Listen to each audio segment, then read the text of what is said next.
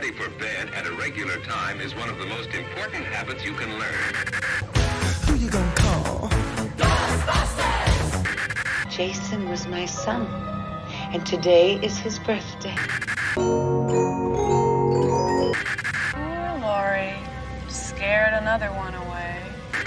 What's your favorite scary movie? Sorry, Jack. Chucky's back. We are counselors at Hackett's Quarry Summer Camp. There is a swarm of bears. You're gonna need a bigger boat. I'm your boyfriend now, Nancy.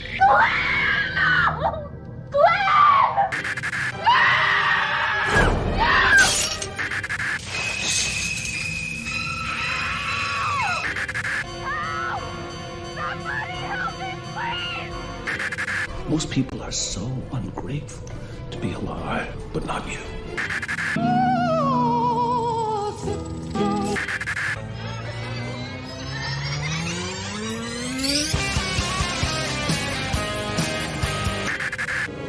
It's showtime.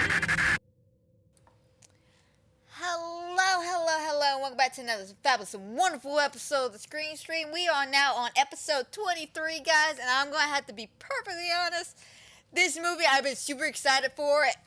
Ever since I heard about this movie, I've been super excited for it. I was even excited for this movie getting off of work. It's been a good fucking time.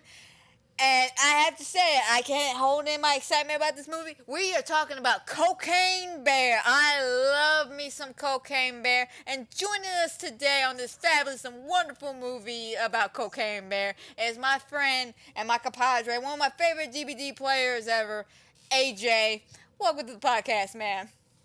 Well, it's good to be here, Amanda. I'm glad you're here, man. I'm glad. Also, thanks for having me. And I am glad you were able to join us on this fabulous movie ride.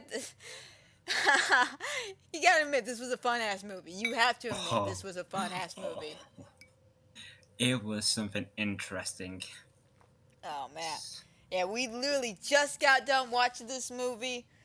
And I have to say, for somebody who thought originally this movie was a joke, like, honestly, 100%, man, I thought this movie was a joke. Cause it was on Facebook, right? And I heard about this movie several months ago on Facebook. You know how Facebook does those things where it's like upcoming movies of the year, and they'll show posters, like handmade posters, you know, fan-made posters of random movies and shit.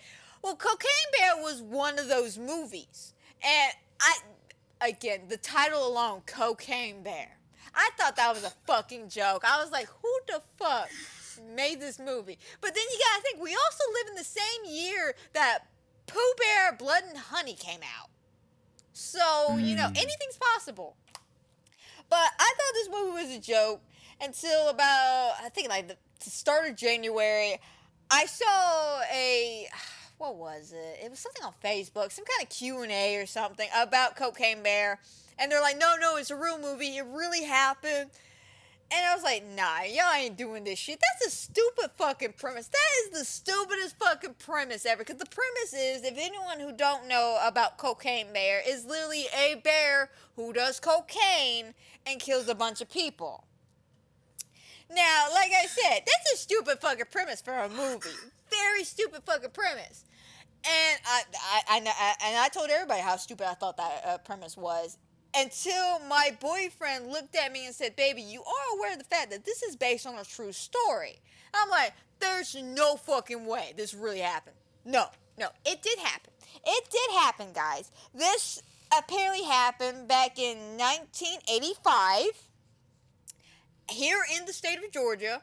Apparently in 1985, a guy was throwing cocaine out of his plane, and a bear did happen to get into it and killed one guy. Now, it's not like in the movie where he kills multiple people. Like, the guy, like, how many people did he kill in this movie? Like, okay, let me phrase that. How many people did she kill in this movie? Because the bear is a female.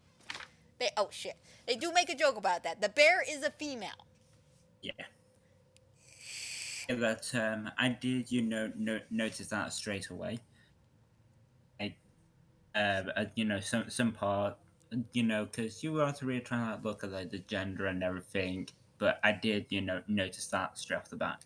that the bear was a female. Yeah. Like, I think I caught that like halfway through the movie. It was that scene at the cabin, not the cabin, at the ranger station when they opened the door. And we'll get there when we get there, guys. That was one of my favorite scenes next to a death scene that happened. I loved it, though. I fucking loved it. But, That's gonna know one of the death counts. Oh yeah, there's a lot of people that die in this movie. But here's an actual article from the day this whole shenanigans actually happened. This is from December 22nd. Cocaine and a dead bear. Blue Ridge, Georgia, December 22nd, UPI. A 175-pound black bear apparently died of an overdose of cocaine after discovering a batch of the drugs. The Georgia Bureau of Investigation, which is GBI, said that today the cocaine was apparently dropped from a plane piloted by Andrew Thornton, a convicted drug smuggler who died September 11th in Knoxville, Tennessee because he was carrying too heavy of a load while parachuting. And according to the rest of the report, the cocaine was apparently dropped from a plane piloted by Andrew, a convicted drug smuggler, because he was carrying too much. The Bureau said the bear was found Friday in northern Georgia among 40 unopened plastic containers of trace of cocaine. The bear was found dead in the mountains of Fenton County, Georgia, and just south of the Tennessee border. There's nothing left but bones and a big hide, said a guy from the GBI. Dr. Kenneth Olson, the state chief medical examiner at the time, said that on the autopsy in December of 1985 that the bear had absorbed 3 or 4 grams of cocaine into his bloodstream, although it may have eaten more. So yes, guys, this legitimately happened in Georgia back in 1985. A bear literally ate cocaine and killed a man.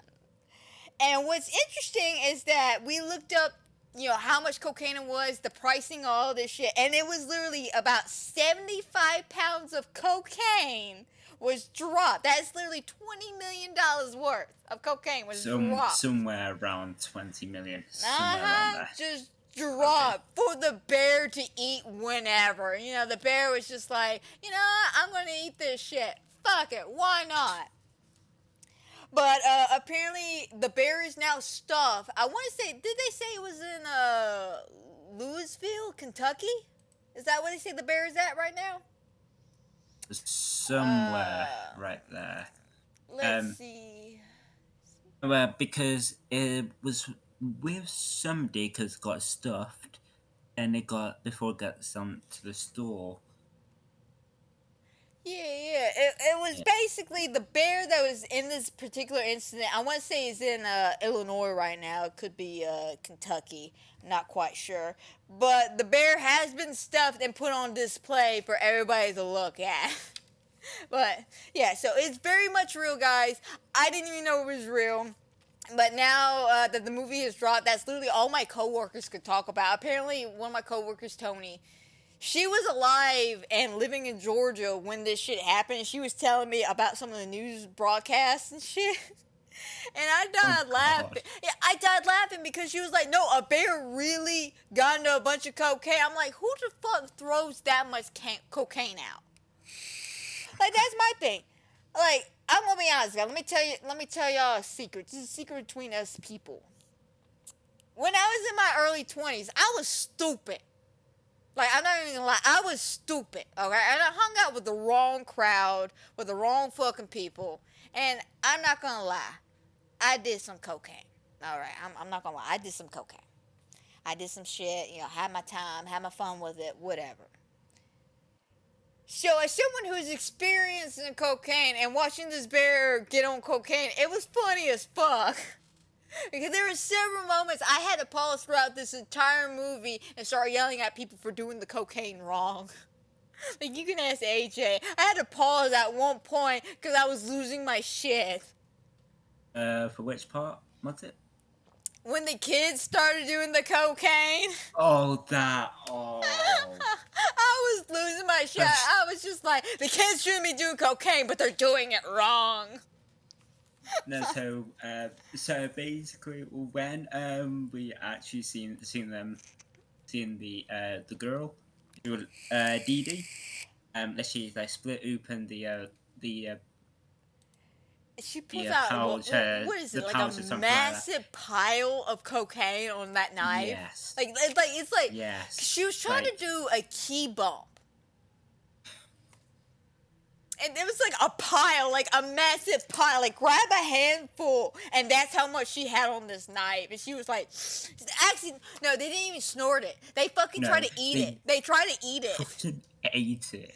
Which, again, guys, as someone who's done that type of drug in the past, I can tell you, it does nothing if you eat it. Like, okay, let me phrase that. It does a little something, but not as much as you snort it. So they did a hell of a wrong and didn't even get high. And they said, oh, we did cocaine. No, the hell you didn't. Also, guys, two things. First of all, spoilers for this entire movie. Y'all know me. Y'all know I like my spoiler movies. I don't do spoiler free. I gotta talk about every aspect of this movie. Second of all, when it comes to the fucking word cocaine, keep count of how many times I myself say the word cocaine throughout this podcast, because it's gonna be a lot. We have dubbed Cocaine Bear CB. We have dubbed her CB throughout this entire movie because she's such a boss ass bitch. I'm not gonna lie. But before we dive into this movie, let's talk about the casting list real quick. Going through a lot of this casting list, I was not 100% sure at all who half these people are. I'm gonna be honest.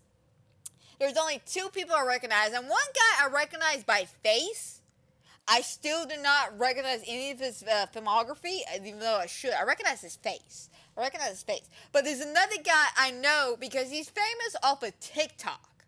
He's famous off, and granted, I'm not like the biggest fan of TikTok, but I have seen this guy work on Facebook, and I agree 100% because he does the retail video jokes, and we'll get there when we get there. But we got Ray LaRotto playing Sid, who I'm pretty sure is the main character, like the not the black guy main character, but the other guy, the whiny guy, the tattoo guy. I'm not quite sure. You have Kira Russell, who I'm pretty sure plays the mom.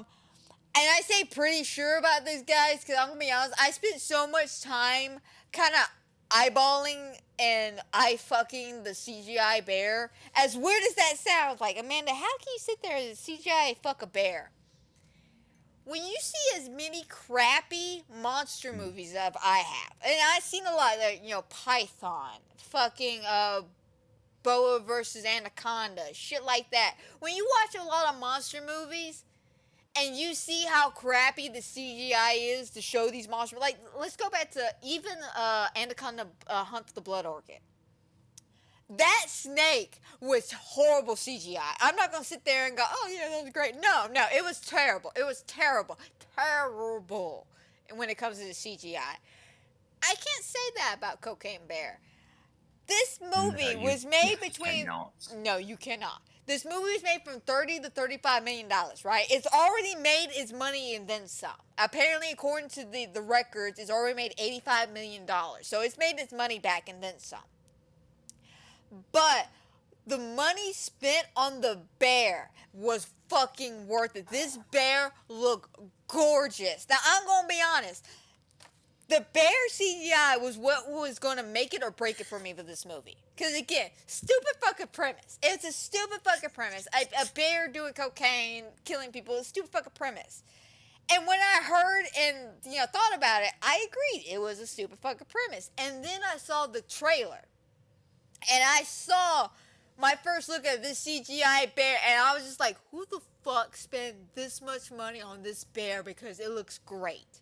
It looks great. But my roommate, of course, he's like, man, this is a trailer. They can make a trailer do whatever. Like, let's go back to the Sonic trailer. How, y'all remember what Sonic originally looked like? Let's have a PTSD flashback of all of us freaking the fuck out looking at the original Sonic. Whew. I just had a PTSD flashback of that. But we all know how trailers can be misconstrued, misleading. So, going into this movie, I had high hopes that this bear was going to look good. And I was not disappointed. I was not let down. This bear looks amazing. I could make love to the people who did the CGI to this bear because it is True. beautiful. The bear looks great. It doesn't look out of place. And here's a little fun fact. It wasn't until me and AJ started looking this shit up. Apparently, it's not all just CGI. It's also a tracking suit of another guy standing there, I guess, being the bear. I didn't catch his name. AJ, did you happen to catch his name? I think his name was Peter, I think it was. But when I was looking everything up, I just stumbled across this thing was called Bear Producer. So then me and Amanda was like going on like no way on how we've actually used a real life bear. Yeah, I mean that's a given. But, like yeah. But yeah, I was honestly extremely shocked to find out that he actually used a live action person to track the bear's movement. Which, if you watch the movie and you see the bear's movement, it makes sense because the bear. I know you're supposed to be scared of this bear, like you're supposed to be, because the bear's high on cocaine, killing people. You can ask AJ over here. I was losing my shit watching this bear because I thought it was the cutest motherfucker in this world. I was just like, oh my god, look at him being so cute. You're not talking about the Cubs again, are you? Seriously. We'll get there when we get there. But yes, I am talking about those baby cubs. Yeah, spoiler alert, guys. There are baby cubs in this movie. Gosh dang it. But, we have Jason Ferguson as Peter. We have O'Shana Jackson Jr. who plays David. Scott Cecil who plays Tom. That's the guy who does the retail for Twitch and YouTube and all that. Love him. And it's just like, I can't believe they have you working Thanksgiving. I can't believe you're shopping at Thanksgiving. Like, if y'all don't know who I'm talking about, look him up, watch his retail videos. I feel that 100%. You have Eldon and Rich. Let's see. God, how do you might say be Aiden. It might be Aiden and Richie, who plays Eddie. Henrich? Yeah. Oh, this was the tattoo guy, Eddie, the one that was crying about the tattoo spelled wrong on his chest. It spelled John and not Joanne. We'll get there when we get there, guys. Yeah. We have Brooklyn Prince, who plays Dee Dee. She's a fabulous actress. She's a good kid actress. And I have to say, there's a lot of storylines when it comes to this movie, because you literally have a cop, the drug lords, the mom looking for her kid, and then the kids themselves. So there's like several different plots going on at the same time that this bear's just doing cocaine. This bear's just having a good time, and everyone just happens to be around it. Everywhere where they go.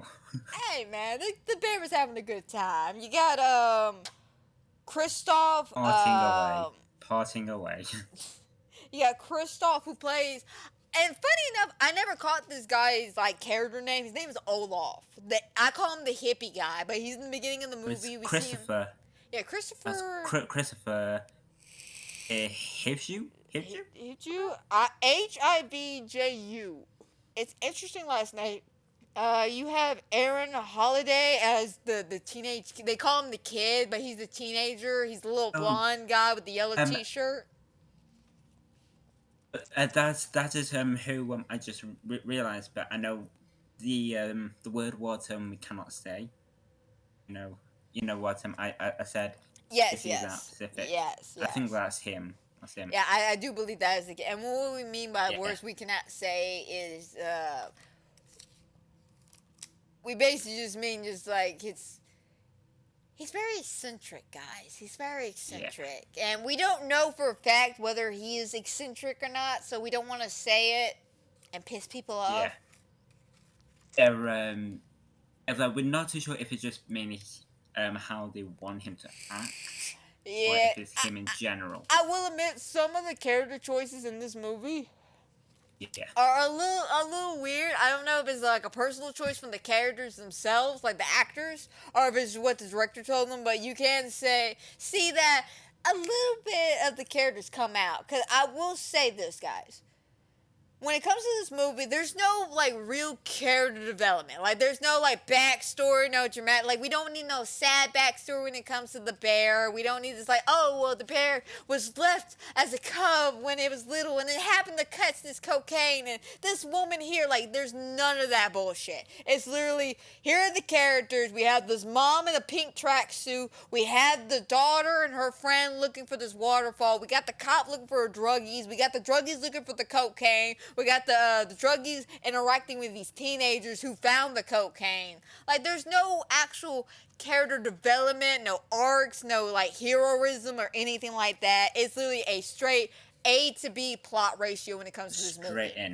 Straight in thing. It's just what the movie is. And if you want a movie like this movie I highly recommend. It's a fun ride. It's a stupid fucking movie, but it is such a fun movie. Like, there were moments I had to pause because some crazy shit was happening, and I just needed a minute to, like, take all this shit in.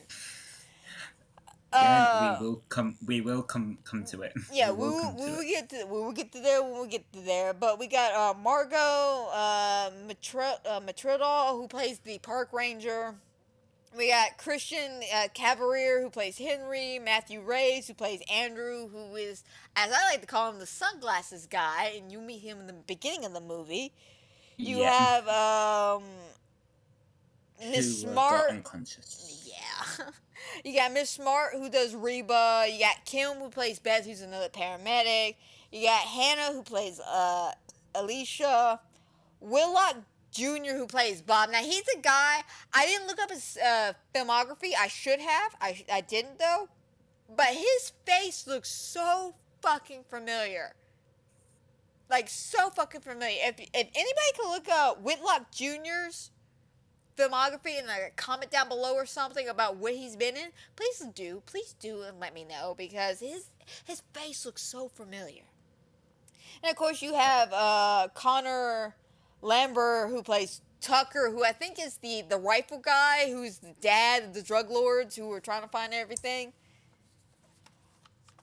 Oh, so you know, besides looking at the casting list and shit, like I said, a lot of these casting guys, I'm not too familiar with their work. I know a little bit here and there.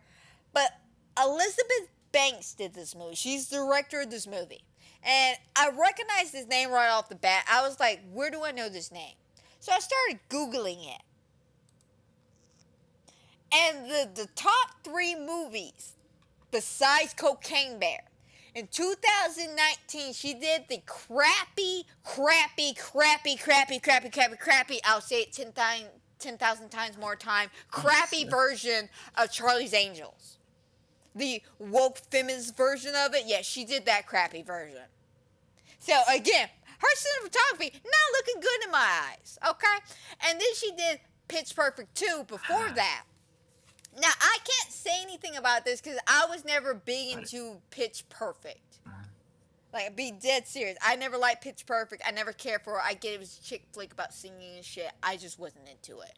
But the other 2 movies that stuck out to me was not only The Hunger Games. She was in The Hunger Games.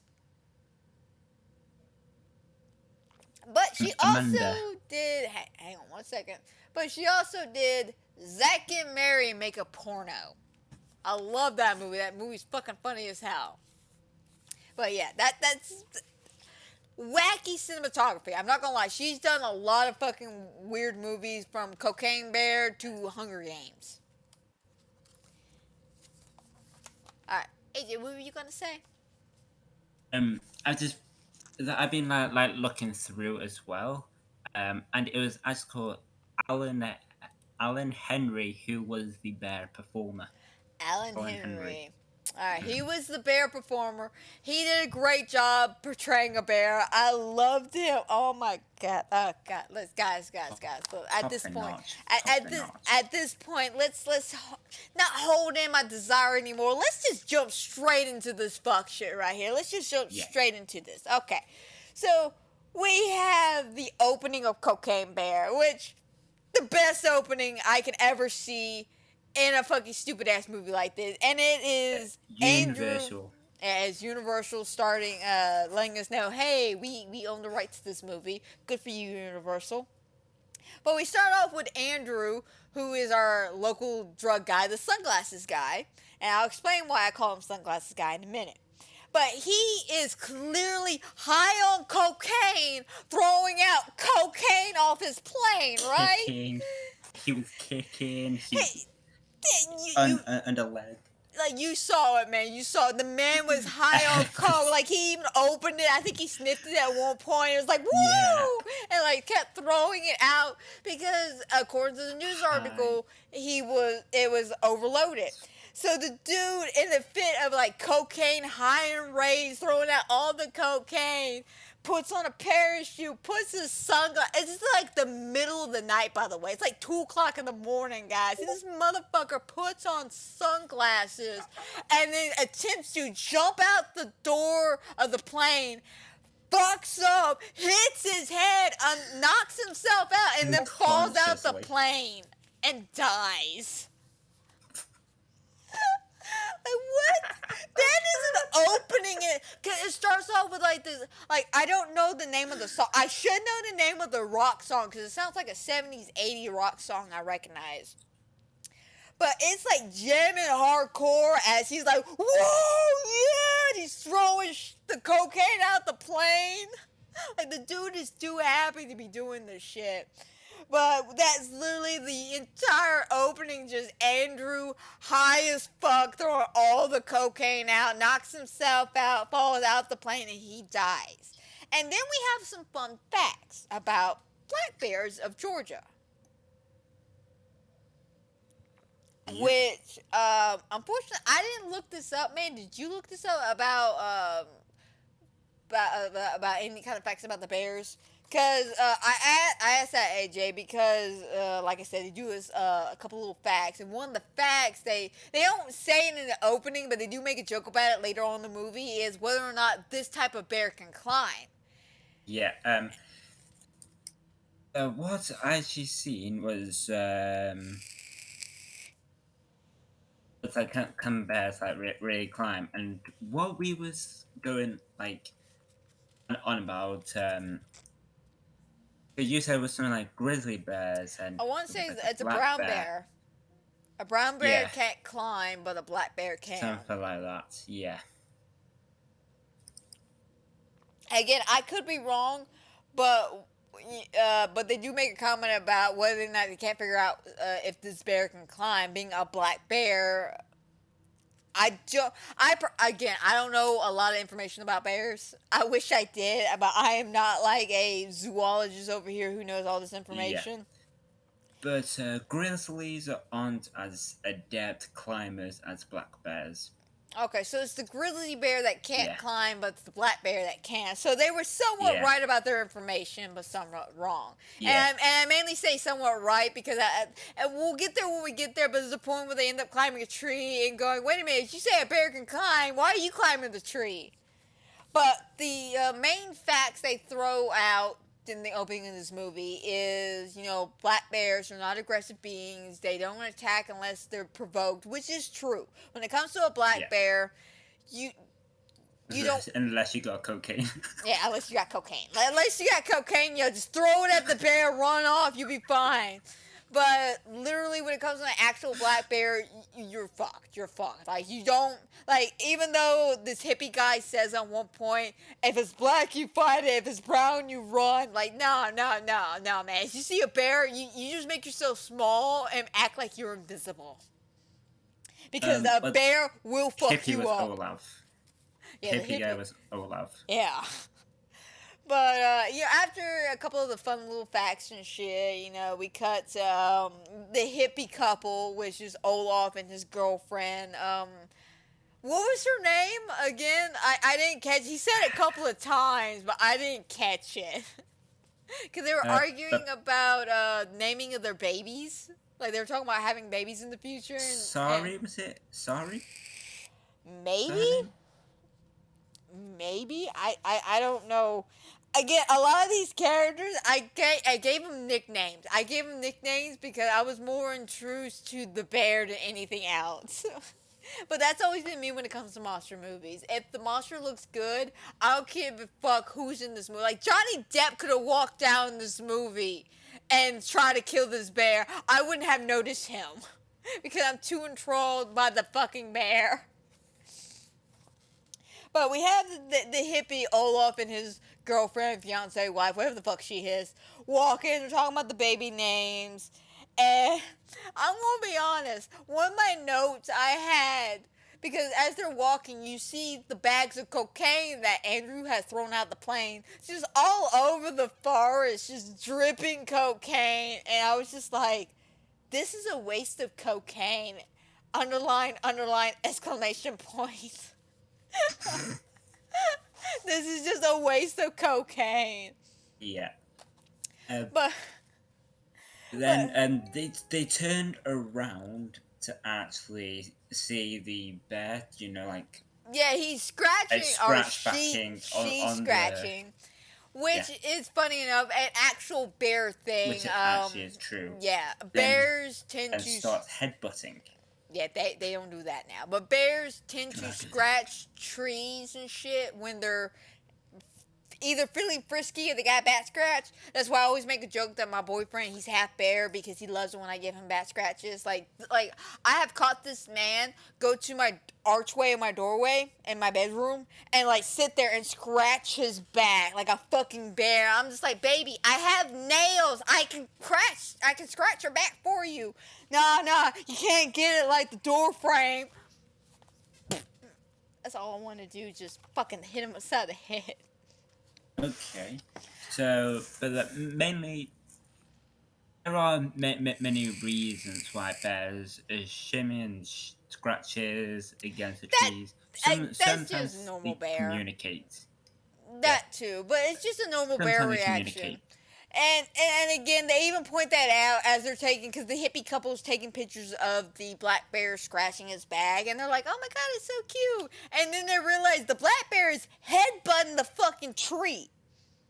Now, black bears don't do that shit. They don't headbutt trees. They're not big on headbutting. I'm not gonna lie, they're not big on headbutting. So they're like, oh my god, there's something wrong with this bear. We gotta, like, back the fuck up. And as they're backing up, the bear disappears and then reappears closer to them, almost giving it a serial killer vibe. I'm not, like, am I the only one who knows that? Like, AJ, did you notice that? Ghostface? I think it's like a Ghostface vibe somehow. Just serial killers in general. I know we compared CB to Jason Voorhees. I know we compared him to Ghostface on occasions. But it's just like the randomness of this bear just popping in and out. It's almost like a fucking serial killer. But they see the bear, and of course the hippie guy looks at his girlfriend, and I shit you not, he says, if it's black, we fight. If it's brown, we lie down. No, guys, I'm gonna be honest. If it's black and it's a bear, you don't fight it, okay? You don't fight a bear. Like, I know there is some animal instinct in a lot of guys, okay? And a lot of women out there who just want to fight. But if a bear, especially a bear high on cocaine, comes up to you, you don't fight that bitch, okay? Like, I know you want to put your boxing gloves on and you want to ding and fight in the ring and shit. Don't do it. Don't. No. Like, look at me. Lean in very closer. Guys. Okay. Don't do it. Don't fight a fucking bear. Like, don't do it. I don't give a shit. I don't give a shit if you're on methamphetamines. You don't fight a bear. You don't do it. So. Especially if it's a cub. Exactly. You don't do it. But because of, them seeing the bear, and he makes that joke, the bear, of course, being high on cocaine, being aggressive, starts to, I guess, hunt and attack them, and they start running off. And what I loved about this scene was the fact that Olaf, the hippie guy, falls in the scene. Of course, he drops his camera and he drops his backpack, and his girlfriend's standing there, and she's like, oh my god, Olaf! And then looks up, and the bear, like, football tackles this bitch down and proceeds to, like, rip her ass a new one. Like, it's a beautiful kill. It's not the best kill in the movie. We'll get there when we get there. Well, definitely not what we've seen. Definitely not what we've seen. We'll come to that. Oh yeah, no, there's some fucked up shit this bear does. But this kill is very tame and it's very fun. because you see, and it's something I pointed out to AJ about this movie. And again, guys, this is not a punch down or anything towards this movie. This is something I've noticed when it comes to monster movies and dealing with CGI creatures.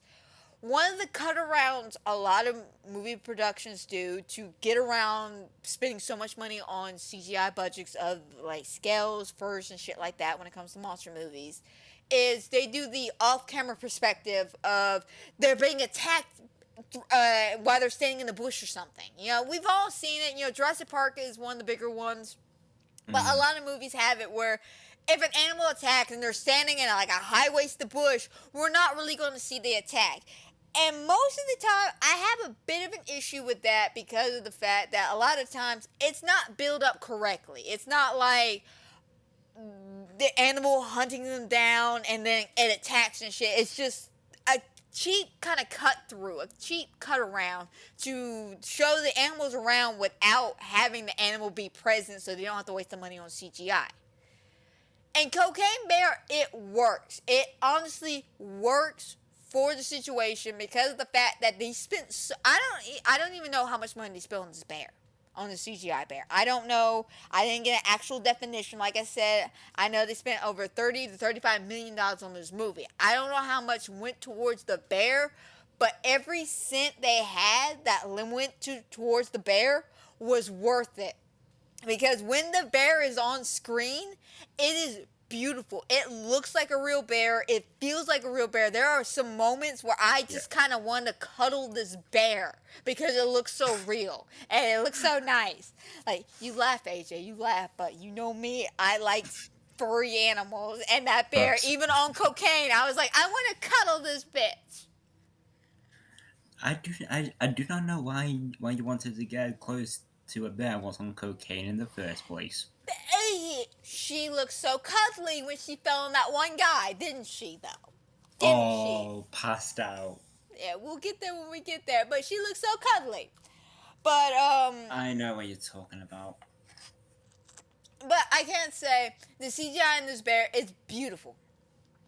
I can make love to CGI like this, and I'm proud to say that they spent that much money on a CGI bear, and every scene this bear is actually seen in, it's terrifying and intense, and I love it. I love animal attack movies that do this shit, where they realize we got a budget, it's a small budget, it ain't a big budget, but we want to put most of this budget into the creature, and I cannot get mad about that, because I've seen so many movies where they build this whole suspense of this, the creature, the mythology, all this shit up. They build it all up just to show us the creature, and it looks like a shitty CGI, like it doesn't even belong in the movie.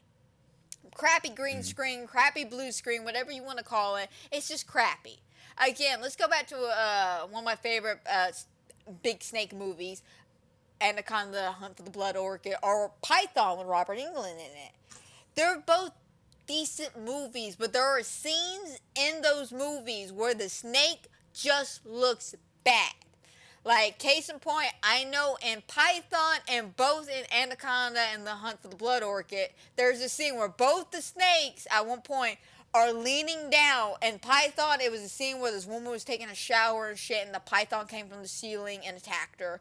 And in Hunt for the Blood Orchid, it was a guy got bit by this paralytic spider, and he was sitting there paralyzed while the snake came down from the rafters. But the point is, both big-ass snakes came down from the rafters and attacked somebody, and it looked horrible. I was not scared. I was not intense. I was not fearful of these people. I will say, in Cocaine Bear, there was some times where I was terrified for some people. Even though it's a stupid fucking premise for a movie, I was like, oh my god, no, anytime this bear showed up, because it just looked that fucking good. But let's continue on. I hate to digress a little bit, but let's continue on.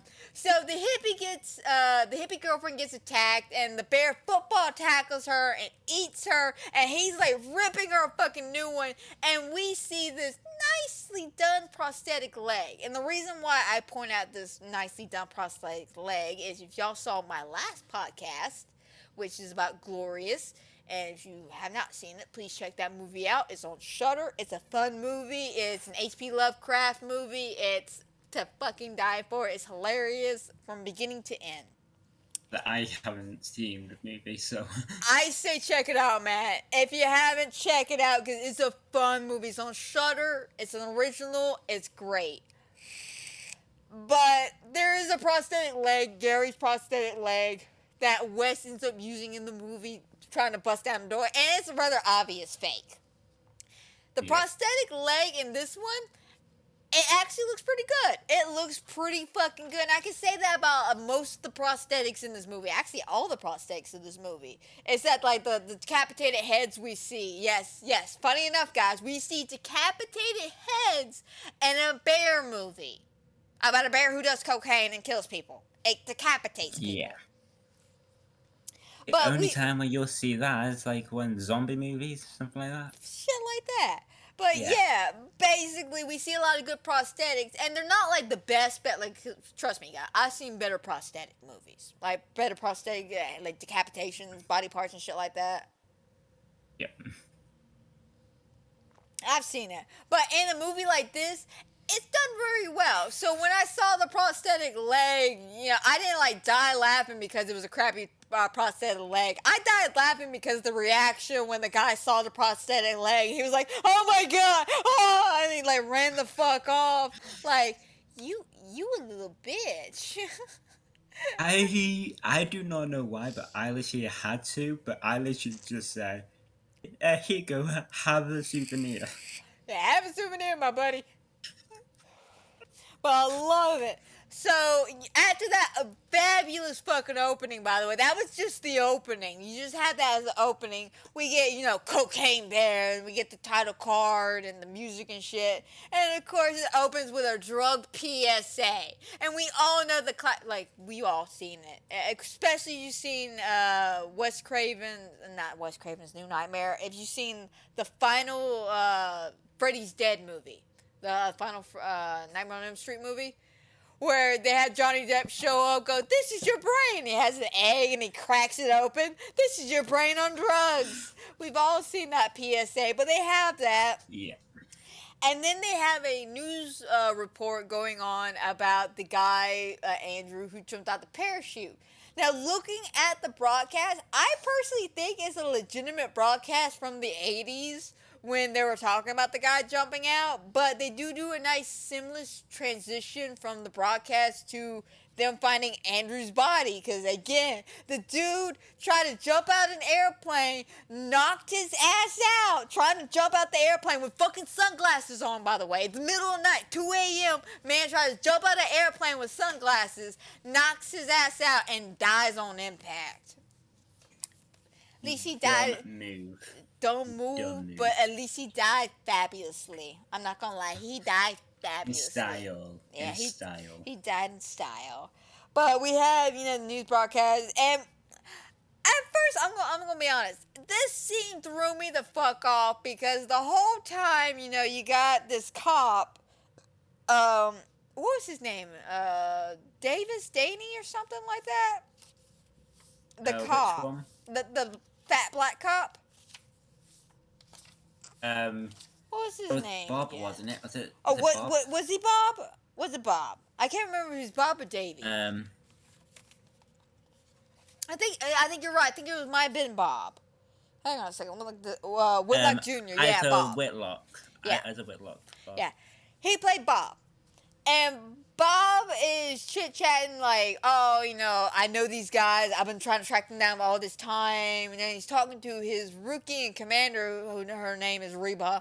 And they're just chit-chatting back and forth about, these notorious drug people. He knows who this guy is. And out of nowhere, he starts talking about a dog.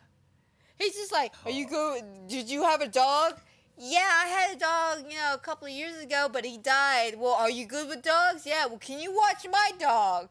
And and I'm going to be honest, when he brought this dog up, I didn't know what the hell they were going with this. Like, honestly, what the hell were they going with this? Because the dog's not what I thought it was at all. When they were talking about a dog, I was thinking, you know, like a metaphor or some bullshit like that. No. They mean an actual dog. It's a Shih Tzu. I want to say that's the name of the breed of the dog. It's a little white, fluffy, Pomeranian-looking dog. Like, it's little, it's tiny. This bitch fits inside the evidence box. I'm not even joking. It fits inside an evidence box. That's what he carries this dog in. It's inside an evidence box. But yeah, he's talking to Reba about this damn dog. He's like, a box. oh, I lost my shit. I'm not gonna lie, guys. I lost my shit when he got into his cop car and he was talking to Reba about the dog, and he sits down and he looks at the steering wheel and looks to his right, and there's the fucking dog in an evidence box. Just looking so cute as fuck. I was just like, oh. But he was talking to Reba, who used to have a. It'll come back to me, but it's like a dog. A collie. Colin. She had a collie. Yeah. She said she had a collie, and this actually brings up a funny line she said when she was talking. Collie. That's one. When she was talking to Bob, she was like, "So what's his name? Oh, his name is Thomas C. something," and she was like, "Well, what does the C stand for?" What do you mean what the C stand for? Well, you said his full name, but you didn't say what the C stands for. So what's his full name? She's being a fucking cocky bitch about this. Like, who gives a fuck what the C stands for? The C stands for cocaine. All right, Thomas Cocaine Anderson over here has stole a bunch of cocaine. But yeah, I didn't get the whole conversation about the dog. It didn't make sense to me at first. And somehow, I don't know how, but somehow they play that plot in. This I'm talking about like a tiny slither plot in about this fucking dog throughout this entire movie. Think about it, man. Think about it. He has that phone call later on talking to somebody on the phone about, well, you're supposed to send me a Labrador Retriever, but you sent me this dog instead. And then he's like calling. By the way, the dog's name is Rosita. Her name is Rosita. But yeah, this dog somehow makes an important plot reference throughout this entire movie, which I fucking love. But after, we get to know Bob and his little dog dilemma, we cut to the drug guys who are, Peters and Davis? Not Peters. Eddie.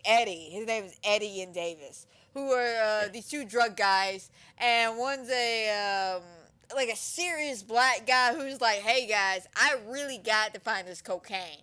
And you got Thomas over here. He's so upset about some shit. We'll get there when we get there. But this man is just a blubbering mess. But we got Davis who shows up at a kiddie park. Like, not kiddie park, a kiddie playground, like Chuck E. Cheese's or something, like a little pizzeria. And he's talking to a guy about, hey man, we gotta find this cocaine. Where the hell is it? This guy's lost his mind throwing all this cocaine out. We gotta find it. And basically, they just set up this whole plot where the drug guys are trying to go to Georgia to find this cocaine because, what was it? It was Eddie needed it because Eddie and his family are in trouble by some drug people. Something like that. But something like that. Yeah, something like that. But once we get done setting that plot line up, we have another plot line with a mother and a daughter. Now, the conversation, the question is not that big of a deal. The conversation is the fact that the mother is dating a guy, taking on some extra shifts as a nurse. She's seeing this guy. Daughter doesn't approve. Typical teenage angst shit. And they were supposed to do waterfall this week, paint some rocks at a waterfall. Like, it was one of the big things that they talked about. Like, we'll do that next week. We'll do that next week. They were supposed to go to Tennessee to see the boyfriend or whatever perform in his band. It's no big deal, it's not really plot relevant.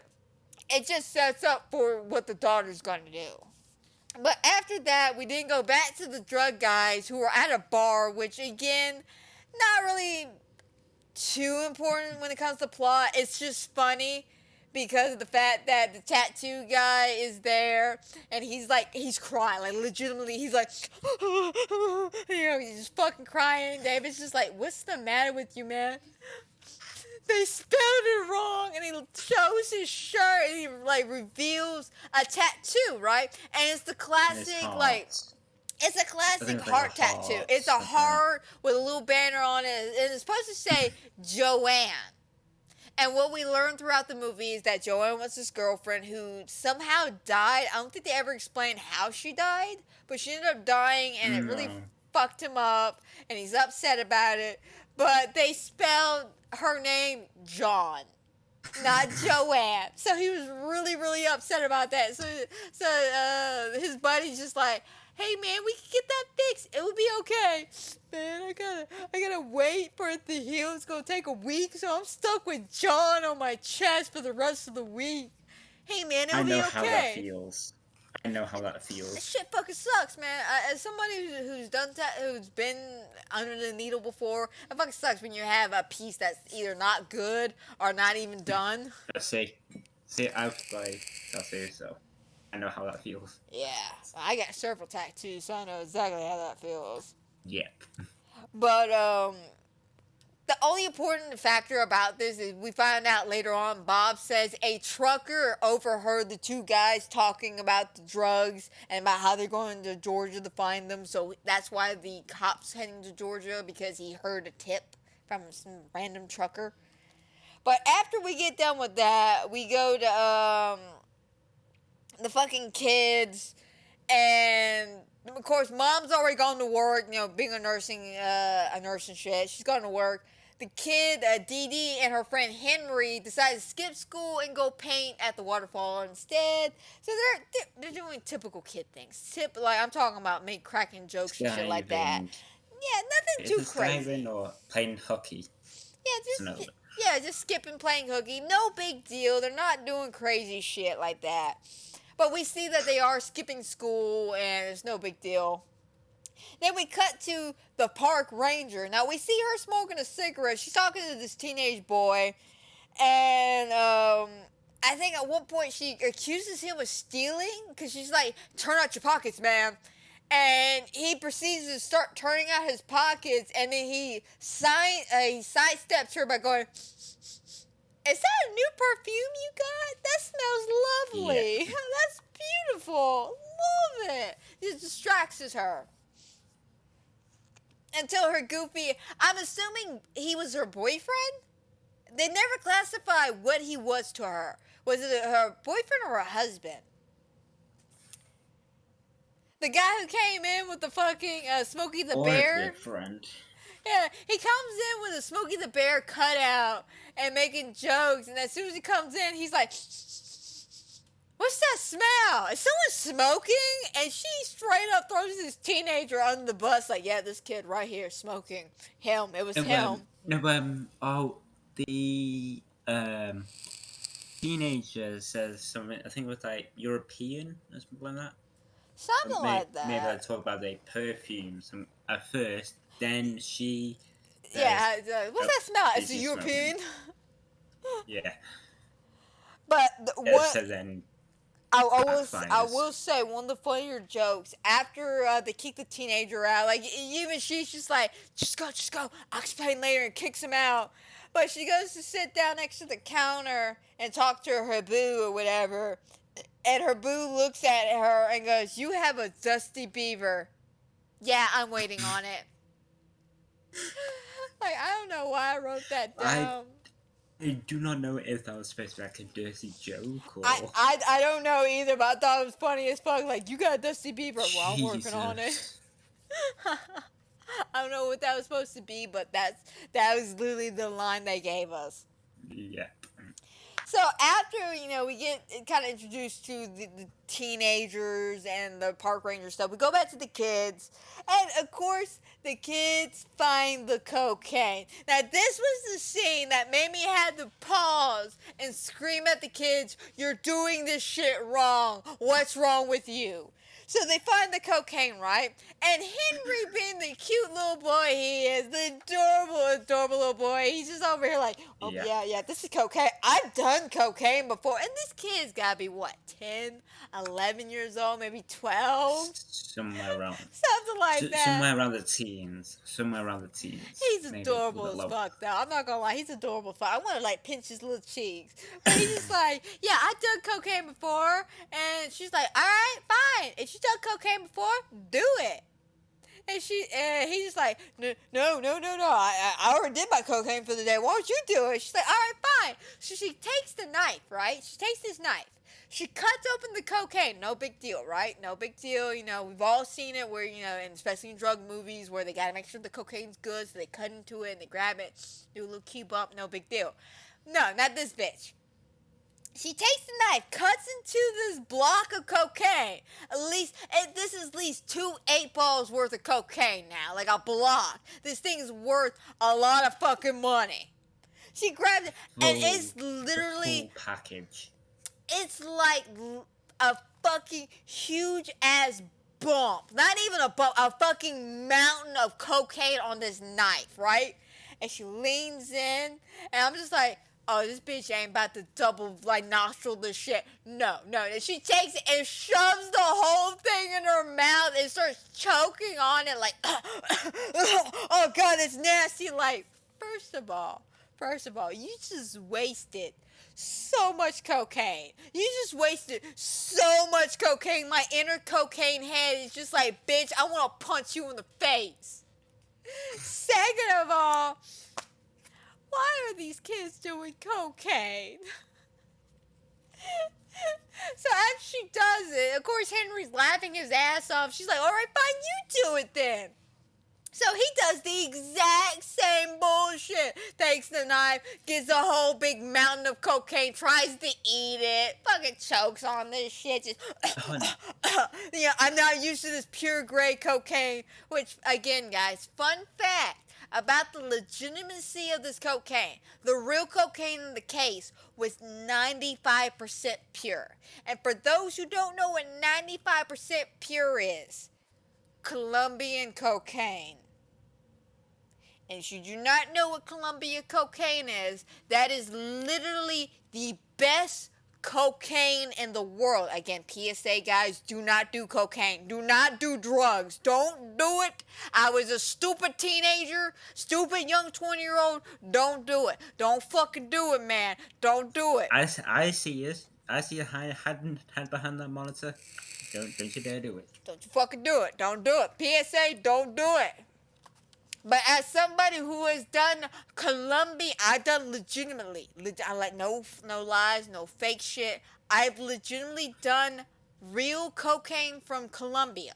The shit was expensive as fuck. I'm not even gonna lie. It literally cost me like 2 paychecks.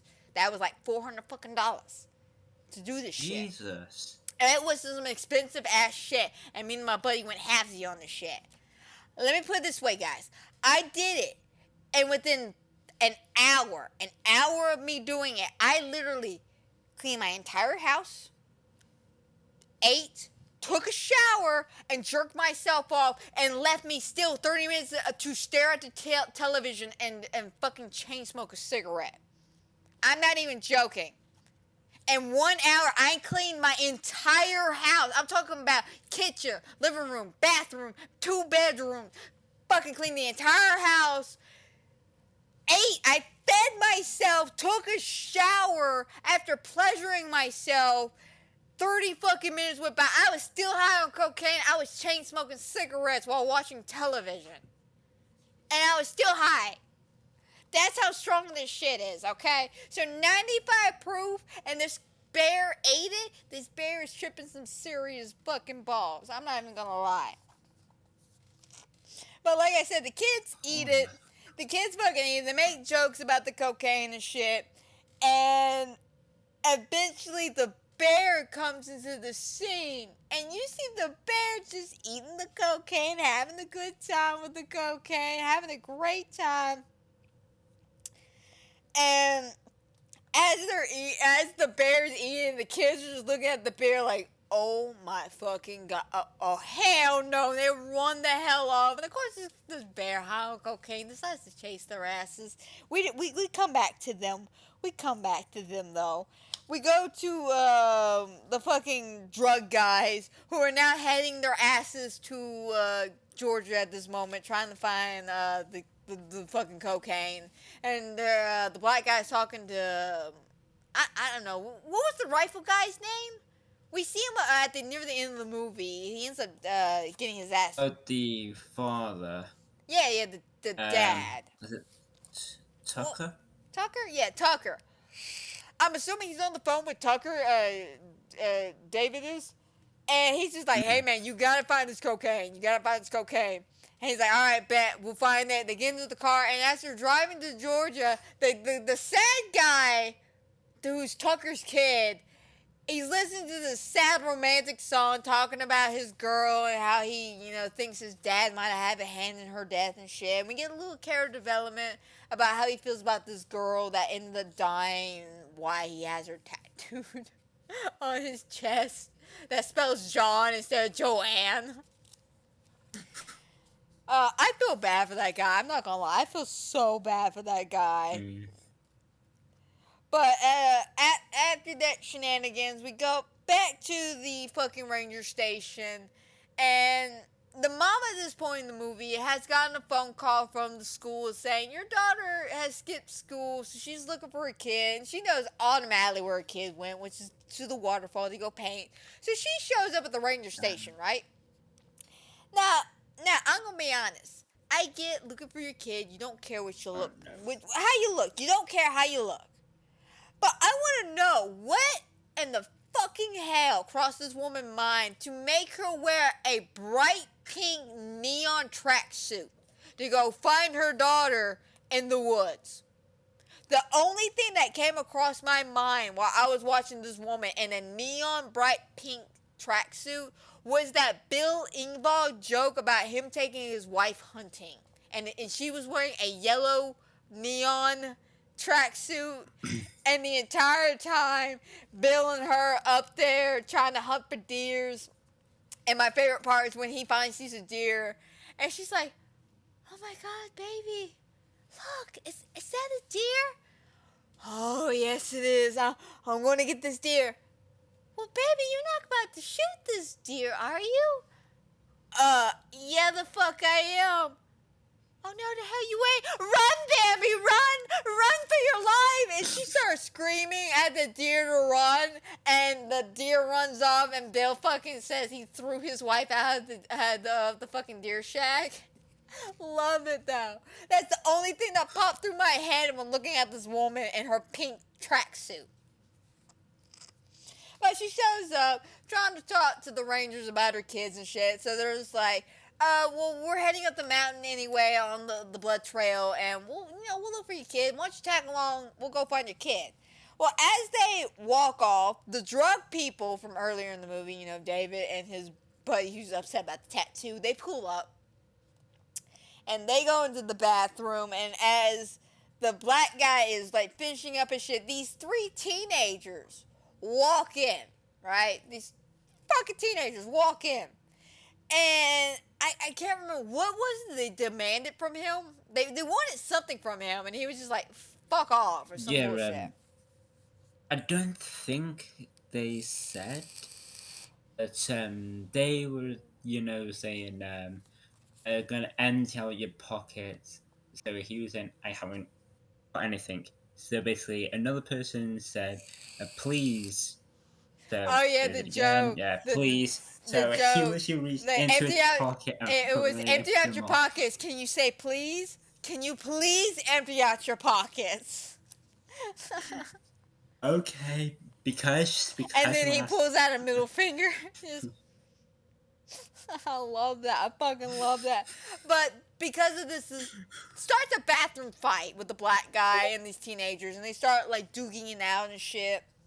And it's actually not a bad choreographic fight. I'm not gonna lie. It's actually a pretty good fight. I liked it. I thought it was a fun fight. And at the end, the thing that blew my fucking mind was The black guy got stabbed in the shoulder, and it's not until like the ending of the fight he turned around the mirror and he's just like, "Ah, damn! I like this jersey." He would not shut up about Yeah, that. he would not. bloody Like he jersey. was really upset about that jersey being stabbed. Like he was super upset. Like he was like, "Man, this is my favorite fucking jersey. Like why?" Bad timing to wear it. Right? So after the fight, of course, the other guy, the lonely tattoo dude, walks in. He's just like, "Dude, please tell me you find these guys like this. Please tell me you didn't do this. They attacked me first." So they wake up this one guy after they find the brick of cocaine on one of the teenagers, and they're like, "All right, dude, where did you find this cocaine?" It was Kid. It was Kid who they woken up. Yeah. They asked him about where did they find the cocaine, and he was just like, "Man, it's everywhere. It fell out of the sky. Where is this cocaine at?" I don't know, man. I'm feeling pretty tired. Can I just lay down for a second? Okay, yeah, that's fine. That's fine. You want to take a sleep? You want to take a dirt nap? That's fine. Go get the gun, buddy. And they just go through a little back and forth and shit. And the kid agrees at some point to go show him where this cocaine's at. It's a gazebo. And what's funny about that scene is, he says, "Oh, is that a gazebo?" "A gazebo? Yeah, you know, it's a structure in the middle of the woods." I know what a gazebo is. Like, I love that shit. That's me as a pothead, just, "Well, you know what a gazebo is. You know, it's a structure in the middle of the woods." But after, they end up talking and all this shit. It cuts back to the the ranger cop. then. Yeah, it cuts back to the cop who's on the phone about saying goodbye to the dog, about Rosita. Like, I don't know. I don't get this plot line right here. I never got this plot line. Oh, excuse me. But he's making some kind of goodbye to the dog. And of course, we got the mom and the two rangers looking for the kids. And they get to a fork in the road, and it's rather obvious the ranger and this other guy who came in with the fucking Smokey the Bear poster or whatever, they're dating, fucking flirting or something. They're together in some aspects, and she's obviously jealous of the mom because of the fact that she keeps making jokes about him being what was it? It was fuck.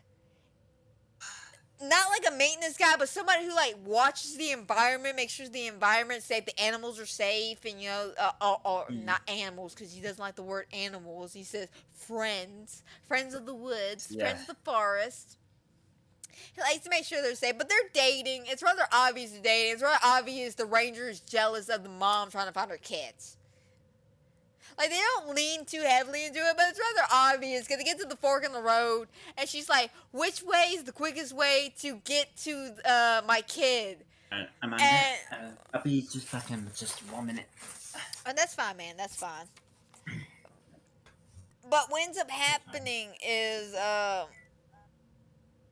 after the mom, tells them, "Oh, I need like the quickest way to find my kid," and they're just like, "Well, you go left or right, but left, is very beautiful. You can get this nice sunset." And mom don't care. Mom's just like, "Fuck this shit," and she proceeds to continue walking on straight. And you look at the fucking ranger and the dude, and she's just like, "Well, you told me we would go on a romantic walk this way because this is where the sunset's at." So, again, guys, it's rather obvious they're fucking dating or something. They're doing something. So, as they're walking through the woods, though, at some point, like, everybody at this point is walking through the woods except for the cop, who has not shown up just quite yet. You got the mom, the ranger, whoever the fuck this random guy is. Again, I can't think of his name. They find Henry, the little kid, Dee Dee's friend. He's in a fucking tree. And I'm gonna be honest. This scene right here, guys, is like my favorite fucking scene in this entire movie because it's so intensifying, it's so fun, and this bear just chef's kiss, man. So, like I said, they find Henry up in the tree. And Henry is hold on to this tree, and he's just like, there's this monster in the woods, it's coming at me, it's gonna, it's killing, it stole Dee Dee away, all the shenanigans, and the fucking guy ends up panicking and backing over the... Yeah, you have not missed the best part. We are just here at my favorite scene, the fucking bear attacking the trees. So, the kids in the tree, right? And they all start backing up, and the bear shows up. Now, this is one of those moments where we have the bear attacking off-screen, per se. Air quotes around that shit. Where, of course, they're in, like, waist-high bushes, and the bear attacks them off-screen, and it starts, kind of ripping them a new one and shit. And at one point, the ranger, she gets attacked by the bear. She gets up, she starts trying to run off. And her boyfriend, Boy Toy, whatever the hell he is, he panics and climbs up a tree with some cocaine. Because I think he still has that brick of cocaine he found earlier. He fell face first to a bunch of cocaine while he was running from the bear while the ranger was getting attacked. He lands face first to a bunch of cocaine and then climbs this tree. And Henry, this cute little boy, is just like, wait a minute, you said bears can climb trees, right? Yeah? So why did you climb a tree? I don't know. So... why they're up in this tree, the ranger does the smart maneuver and runs the fuck off. And why she runs the fuck off, you have the other two, still in the tree, and then the mom, she's standing behind the tree. She doesn't know what to do either. And we then see the bear go up this tree about to attack Henry. And I will admit, I was very, very, very, very scared for this kid. I'm not going to lie. I was scared for this kid because this bear at this point has shown that it gives no fucks. This bear has just been swinging its paws randomly, does not care. If you have cocaine on you, it's going to want your ass. So it goes after this kid. And as it's climbing the tree to this kid, it stops. It stops dead in its track and starts sniffing around.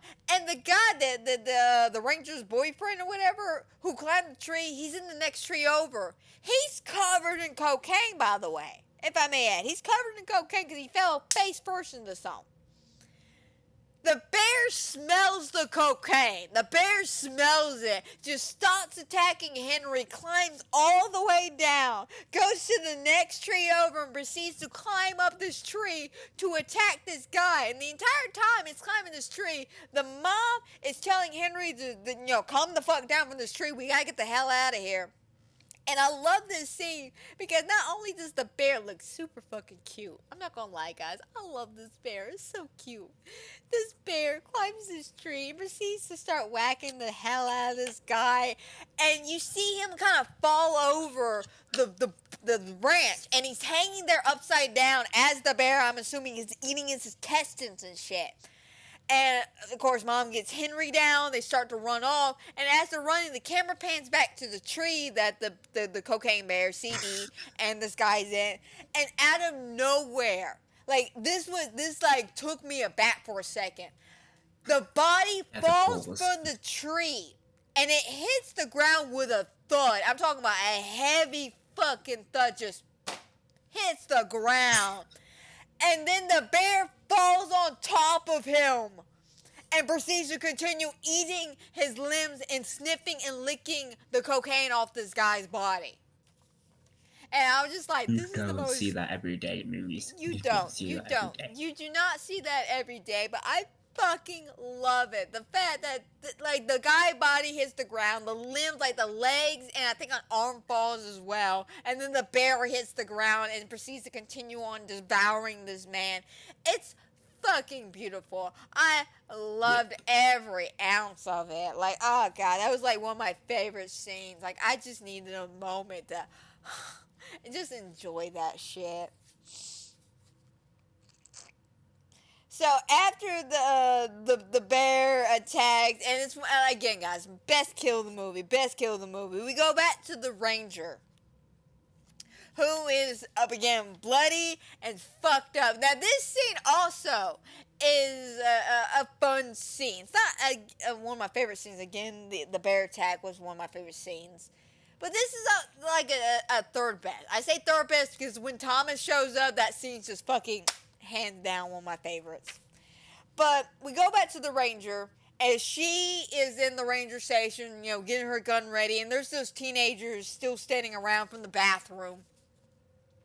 Okay, they were only unconscious, and the drug guys only took the one guy. So there's two other druggies who are hanging out in the bathroom who are awake, hanging out with the ranger now. And while they're trying to figure out a plan, of course, the ranger, she's getting her gun ready. And one of the teenagers hears something on the porch, and she's just like, all right, when I say on the count of 3, open this door, and I'm going to shoot it. All right, I'm going to shoot it. And he's like, okay, I got this. 1, 2, 3. And he opens the door, and I shit you not, when they open this door, the bear is sitting there. I mean sitting there, not standing there, not on all fours, not just doing, no, it's sitting there, like licking his paws, just, you know, having a good time, having a good day. And this woman, I don't know what the fuck she was thinking. I don't know what the fuck was going through her mind, but she closed her eyes and shot. She shot a bullet and shot the teenager in the back of the head. Straight through. Straight through. Just fucking brain splatter everywhere. The kid falls. The woman starts screaming. They eventually get the door closed. It's her and the other teenager now. And she's still like, oh my God, I just shot this kid. Oh my God. And I will say, this scene cracked me up because of the fact I played the game The Quarry. And for those who don't know who The Quarry is, let me lay this down. The Quarry is a dark picture anthology game, which is like Until Dawn. It's not actually. It's not a direct sequel, but the same people who did Until Dawn did this game. Yeah. It's called The Quarry, though, and they do the dark picture games as well. But throughout this game, they keep blaming bears for everything. There's a scene in the game where they're in a Radio Shack trying to call for help, and they hear something on the roof, and they think it's bears. And they're like, is it a bear? I know what you're talking about. Yeah, I know what you're talking about. Is it a bear? During this scene, that's all I could think about was Dylan and Ryan in the fucking Radio Shack going, is it a bear? Because you can hear the bear on the roof. If I remember correctly, you actually can get to choose either, I think it was to use a chainsaw or use a shotgun on Dylan's arm. Yes.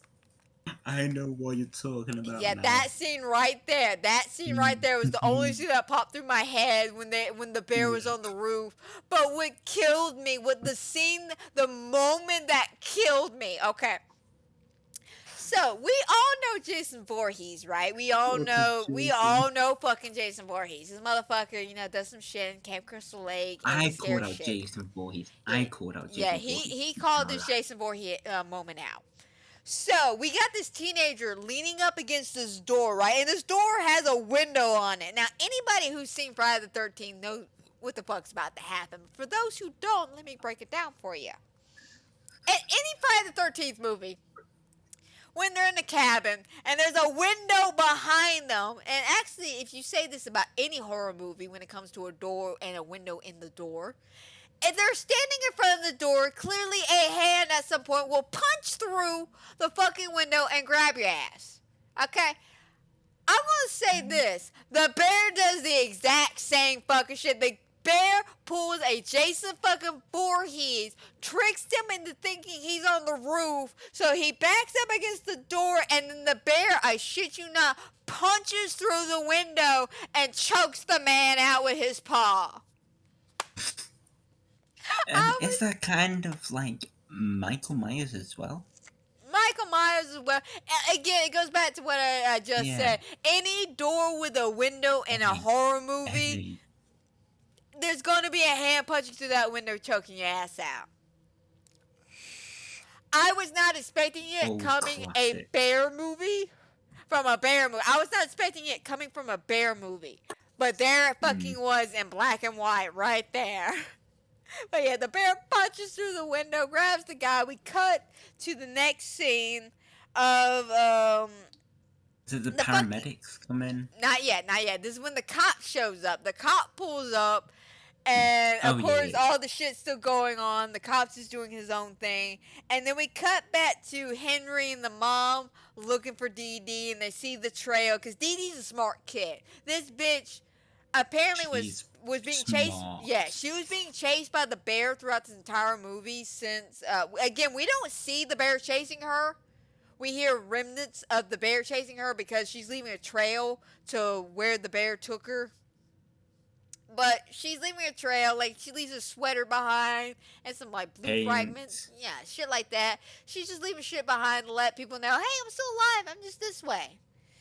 And then this is where the paramedics show up. So, I love this scene, guys. I love this scene. Not only because it's the guy from TikTok that I fucking adore, Thomas. But this scene's just fucking great. This scene's just fucking great. So, the paramedics it's Tom and Beth. They're trying to open up the door, and they got a call about a concussion. The exact words, a concussion. So they open the door, and they're like, we got a phone call about a concussion. Pulls the door open, because in front of them that's blocking the door is the kid that the ranger shot, in the back of the head. And they're like, wait a minute, I thought they called for concussion. This kid got shot in the head. What the fuck? And then they see the ranger, and Beth runs over to the ranger, and she's like, checking her heart with the stethoscope, like, hey, are you all right? You all right? And Thomas slowly starts walking to the back of this door where a pool of blood is seeping underneath it.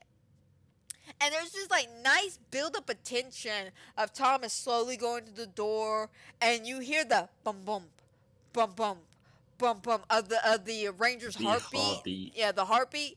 And as Thomas opens the door, a fucking decapitated head falls from the door, by the way. This bear is a genius. This bear set this shit up. That's why I love this bear. Thomas opens the door. The fucking head comes tumbling down from Thomas, and he looks up, and there's the bear, yet again, just sitting there being super fucking cute. I'm not even gonna lie, I don't give a shit. It was covered in blood. Like, this bear had blood dripping from his mouth and snout and shit, and I was just like, oh, look how cute he is. Do you know what that reminds me of? What's that? For you guys who have played this, if not, I will explain. But if I say Paranormal Activity: The Lost Soul, the head. The head. If you have not played it, the attic. Once when you completed everything, go towards the cat's playroom. Literally, the attic. All things fall down. You see the dad's head just rolling down. Out. I fucking love that shit. But it's the same fuck. It's the same fuck shit here. It's the same fuck shit here. The head tumbles down. Thomas sees the bear in all his beautiful glory. And again, guys, this bear to me, I might be a psychopath for saying this or thinking it, but that bear was fucking adorable. I'm not gonna lie. That fucking CGI bear was just. I mean, guys. If y'all actually see a fat black bear sitting down, I'm talking about sitting, not just standing there, not standing on all fours. I'm talking about actually legitimately sitting there. They're so fucking cute because they're so fat. They're so fat and adorable. I just want to cuddle them. Like a panda, like a panda bear eating a bamboo stick. Exactly, a fat fucking panda eating a bamboo stick. That's how cute this bear was.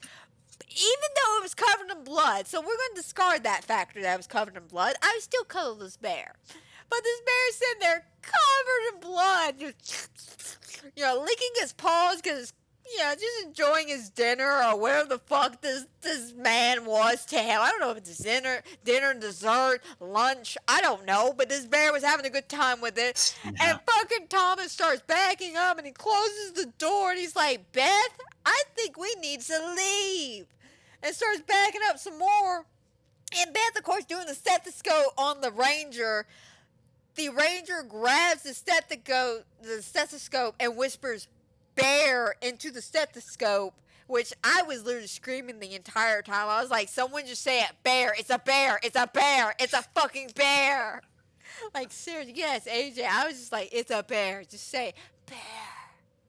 But she ends up grabbing the Ranger and taking her out into the ambulance, strapping her down to her gurney. And the entire time, Thomas is attacked by the bear. The bear has done busted through the door and is standing on top of Thomas.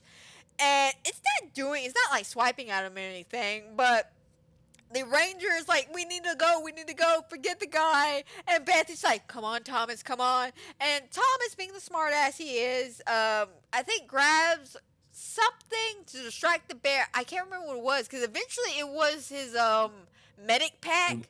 Because it was a medic pack. Because it looked he was like trying to reach for the knife, but the bag was, what was close to him, so he hit the bear with the medic pack, and the bear thought it was the cocaine pack because the cocaine's in a red bag with a rainbow stripe handle on it. So the bear thought it was the cocaine, so the bear gets off of Thomas and proceeds to, rip into the bag. So Thomas takes the fuck off running. And it's like, start the vehicle. And she cranks the ambulance up, and fucking Thomas jumps on in. And they're driving down. Of course, the Ranger, she pulls out her gun. She's like, move, kid, move. And this was the scene that blew my fucking mind, okay? I need to know. Somebody in the comments tell me down below. How quick does a fucking bear run? Yeah. Please tell me. Like, write it down. Is it 30 kS a mile? Like, what is it? How fast does this bear run? A black bear from Georgia. By the way, that's the exact definition I need somebody to look up in Google. How quickly does a black bear from Georgia run? Because this bear was keeping up with this ambulance, like, no problem. Like, I'm talking about no fucking problem. This bear was just fucking just going. Again, this bear's on cocaine, so I'm not surprised. But the fact that this bear is able to keep up with this ambulance blows my fucking mind. It's either the bear is that quick or the woman's not driving that fast. One of the two. But as they're driving, this bear's just keeping up with them. And it's like fucking running, keeping pace with them. And this is really, like, I'm talking about a really nice shot of the bear jumping and leaping. I'm pretty sure it's in the trailer, by the way, but this bear is jumping and leaping into the ambulance, and it jumps in and pushes the woman, the Ranger, out of the vehicle. She lands face first into the concrete, so her face is skidding across the concrete, which fucking hurts, by the way. That looks like it fucking hurt, but she's dying from that, and her injuries, I guess, from the bear earlier. Thomas, gets attacked, and Beth stops the vehicle, and then Thomas comes slinging forward from the back end of the ambulance, and his arm is fucked up. I'm talking about, like, do y'all remember that kill in the Texas Chainsaw Massacre movie from Netflix that recently just came out about a year or so back? I haven't seen it. Okay, so to refresh your memory, if y'all haven't seen it, I do plan on talking about this movie at some point because this fucking Texas Chainsaw Massacre, I gotta talk about it at some point, especially with the game coming out this summer. In this particular scene, Bubba's holding the woman who's like his mother to him, and she dies in his arm, and this cop tries to comfort Bubba. Hey man, I'm sorry that she died or whatever. Bubba ain't having it. Bubba grabs this man's hand and breaks his fucking wrist. I'm talking about, like, takes his wrist and snaps it back to the point that the dude's bone's sticking out, and then stabs him in the bone. Stabs him in the throat with his own bone. It's fucking crazy. It's some crazy ass shit. But almost the same thing happens here, except the bone ain't sticking out. Thomas's hand's fucked up, and he's like, oh my god. And fucking Beth is like, oh my god. And the bear keeps attacking Thomas, and Beth keeps driving. And for some fucked up reason, I don't know why, I don't know how, I don't know what exactly the reasoning is, but she decides to floor it and run smack dab into a fucking tree and goes flying out the windshield. And of course she dies on impact and rolls out, and the bear just walks out nonchalantly, just no fucks given. That bear just had a triple kill. A fucking triple kill. Yeah.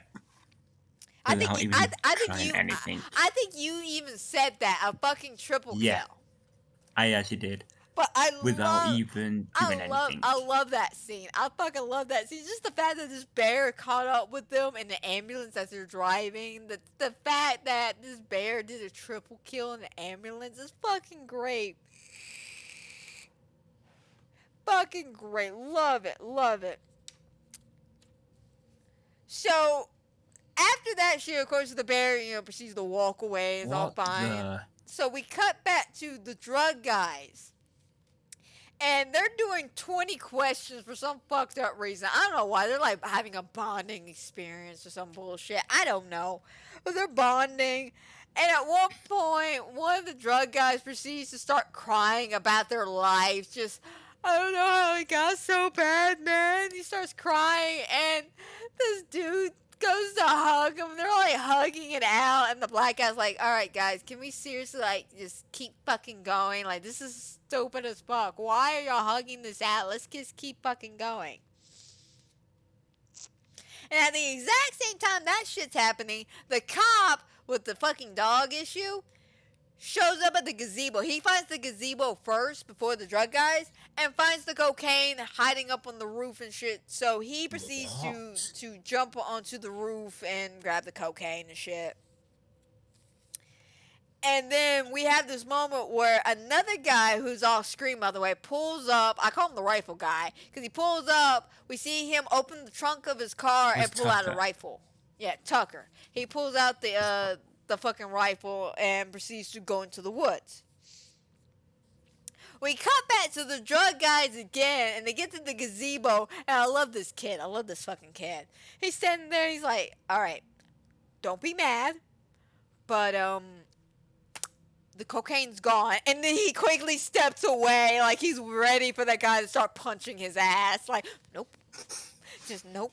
And he's like, what do you mean the cocaine's gone? I don't know where it's at, but it's not there. And as they're arguing, of course, the cop is there, and he's standing on top of the roof, and he's demanding all of them to get down.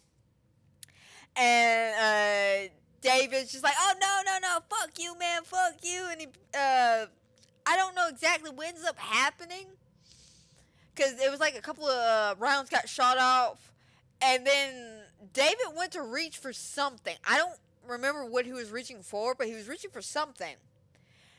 And as he was reaching for it, the cop shoots his hand, and this was a pitiful shot. They even make a joke about this. The cop shoots him, right? And he shoots him in the hand, and he ends up losing 2 of his fingers. And it ain't like, these 2 fingers, or these 2 fingers, or even these 2 fingers. No. It's literally this finger, and then this finger, right? So he's lost both these fingers. So he's walking around like this. And even the guy, even the kid watching this shit, is like, how the fuck did he do that? Like, those fingers aren't even close to each other. How did he do that? But the cop makes him get on the ground, and David ends up hiding in the gazebo, and they end up picking the guy's fingers up with his rings, and he's just like, hey man, can I get my fingers? Not until you come out of the gazebo and put your gun down. Well, I guess we're gonna be here a very long fucking time. And as he says that, fucking CB, fucking cocaine bear comes out of nowhere, right? Comes crawling the little asses in. And, while we see this shit, we cut back to, fucking Dee Dee, the little kid, and we see that she's okay. She's fine. Her leg's a little banged up, a little fucked up from the bear. I'm assuming the bear... She's kind of patching herself up. Yeah, I'm assuming what happened was the bear probably grabbed her by the ankle and drug her ass around a little bit, but she's fine. She's cool. She's in the den with the baby bear cubs, which we don't find out till later. But after we see, Dee Dee fine and shit and the mom and them pretty close to her trail, we cut back to the fucking drug guys, and they're talking about what to do with the bear, because the bear has done shown up, right? Has walked into the gazebo. This bear is so high on cocaine that it walks in the gazebo, walks over to this guy, and I shit you not, it almost looks like the bear is so high on cocaine that it's horny. That it's fucking horny. That you think something's about to happen, and it gets on top of this guy. And you're like, oh my god, no, this bear is not about to. No, this bear is not about to. This bear literally grabs the guy. It passes out of the exhaustion, I think, at first. It basically overdoses for half a millisecond, and it has a crash out, as a lot of drug people like to call it, a crash. And it crashes right on top of this guy. So he's being smothered by this bear. And they're like, oh my god, man, you alright? Yeah, fine. Can you breathe? Yeah. Can we get him off of you? It's actually a girl. How can you tell? Her vagina's in my face. Hold on. That just got me wondering. How on earth does he know his vagina is in his face if he was proper on the ground first? I don't know, man. I really don't know. I just thought it was the funniest shit in the world when he was just like, the vagina's in my face. Like, dude. The bear's head was over. It was I don't know. Maybe when the bear collapsed on top of him, he pushed him down a little bit because, I think she fell. Like, she literally grabbed him by the shoulders and, fell on top of him. So she probably shoved him down a little bit. And when doing that, his face was probably in her stomach and then trying to, I guess, get away from her stomach so he could breathe, wound up in her vagina. I don't know. But that's how we found out she's a girl, by the way. Yeah. She's a girl. Yeah, so that's how we probably found out. But I knew, anyways, because with the dogs, we got the nipple. They're in the scene when the ranger shoots the kid in the back of the head, and the bear's sitting on the porch. You can see the bear's finely definition nipples. As weird and fucked up as that sounds, a lot of animals, like AJ was saying, when they give birth, their nipples become very defined. Yeah. And very, thick. And I've seen it especially because my dog, she's given birth before. I've seen it. Her nipples got very defined and very plump and swollen for the milk for the babies. And you could tell that on the bear. But it wasn't until this moment when the bear collapsed on top of this guy that we confirmed it's a girl. But I love this guy's reaction when the bear falls on top of him. I don't know who said this. I didn't write down who said this, but who said, oh my god, you're fucked, man, when the bear fell on top of him and he's like, I'm okay. You're fucked. Was it, was it Bob? Was it Bob? I think it was Bob. I don't think it was Bob. It was either Bob or David. One of them two said, you're fucked, I think it man. was the guy who lost 2 of his fingers. Okay, then it was David's then. It was David's. I think he said it. It might have been. It hit him because it did not sound like Kid. I can't remember who said it, but it was the funniest shit in the world when that bear was just on top of him. He's like, you're fucked, man. Like, no shit. The bear's on top of him, crashed out. Of course he's fucked. No, but when he wakes up, even attempts, even Amanda literally said, oh my god, he's gonna get raped by a bear. I did. I was like, this man's about to get raped by a fucking bear. Like, I swear to God, it looks like, because the bear literally stands on... The bear stands on top of its hind legs and puts his paws on his shoulders and starts rubbing up against him. And we all know the animal kingdom. When an animal grabs you by the shoulder and starts rubbing up against you, you about to get fucked, man. No, it even threw him on the ground, but it was like he went down face first, but then he bear literally flips him over, so he's like lying on his back. It's just funny. As Now fuck, though. that is when you know Yeah, you criminals get fucked. But we cut back after that moment from the bear doing its thing. And we go back to the mom and Henry, and they find the hippie guy from the beginning of the movie, and he's a little deranged in the woods for some fucked up reason. I don't know why he's in the woods, but he's still there like, oh my god, he killed her. He fucking killed her, man. Like, why did he kill her? And, he's telling him it's a bear high on cocaine, and I want to say there was a point, I don't know if it's at this point or later on in the movie. Demon bear. They called it demon yeah, bear. during this scene they call him a demon bear. But I was talking about the moment where the kid, Henry, and the mom are talking about doing cocaine. And the kid's like, hey, we done cocaine. Mothers just know. Okay, we just know. And it's a true fact. Parents know when you do drugs. Parents know. But they run to the hippie guy, and of course the hippie guy's just like, oh, the devil bear attacked them. They're like, you mean the cocaine bear? Yeah, that thing's really on a mission here. This thing's really on a mission. It really wants cocaine. It really wants cocaine. That's all that bear Highly wants. addictive. It's very, again, it's 95% proof, man. I can get it. I can fucking get it. Colombian gray cocaine makes you feel like a fucking god. Like, I'm not even joking. For someone who has done it and experiences it, had experienced it Of course, back. the fucking bear has done it. Fucking, it makes you feel like a god. Right there.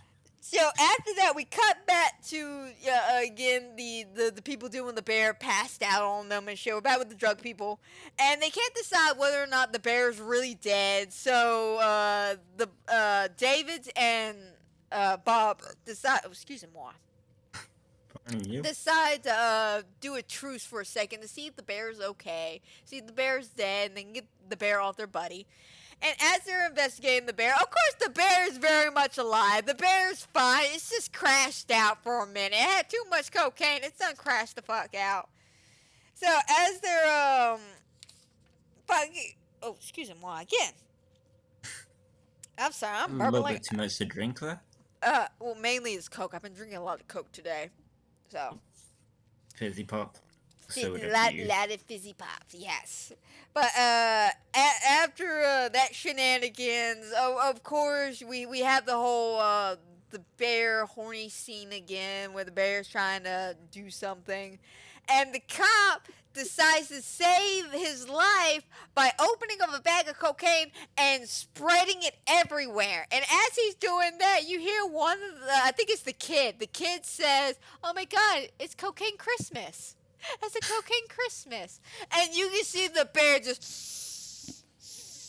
going ham for this fucking cocaine. And unfortunately, Bob's been shot at this point as well by the rifle guy, Tucker, off screen. You see him get shot and he collapses, and of course when he does that, he drops the bag of cocaine, and the bear, of course, grabs the cocaine, and everybody else runs to Tucker. And Tucker proceeds to explain to them that they really need this cocaine because their family's in trouble. So this ain't like they need the cocaine for the money. No, apparently they're in debt with somebody, so they need this cocaine to pay this debt. So they end up going back to Bob and trying to ask him, where's the cocaine or where'd it go? And he's like, oh, I gave it to the bear. The bear's done taking it, and he went that way. So they leave Bob to basically bleed out on the roof of the vehicle. Everybody else follows the bear down to its little hole. And yeah, did you say vehicle? No, down to his hole. The cave. Granted, though, it would have been funny as fuck if I would have saw that. No, cocaine I thought bear you driving. said I thought you said they left Bob on top of the vehicle. No, on top of the roof. On top of the roof of the gazebo. Yeah, vehicle for a second. No, not vehicle. On top of the roof of the gazebo.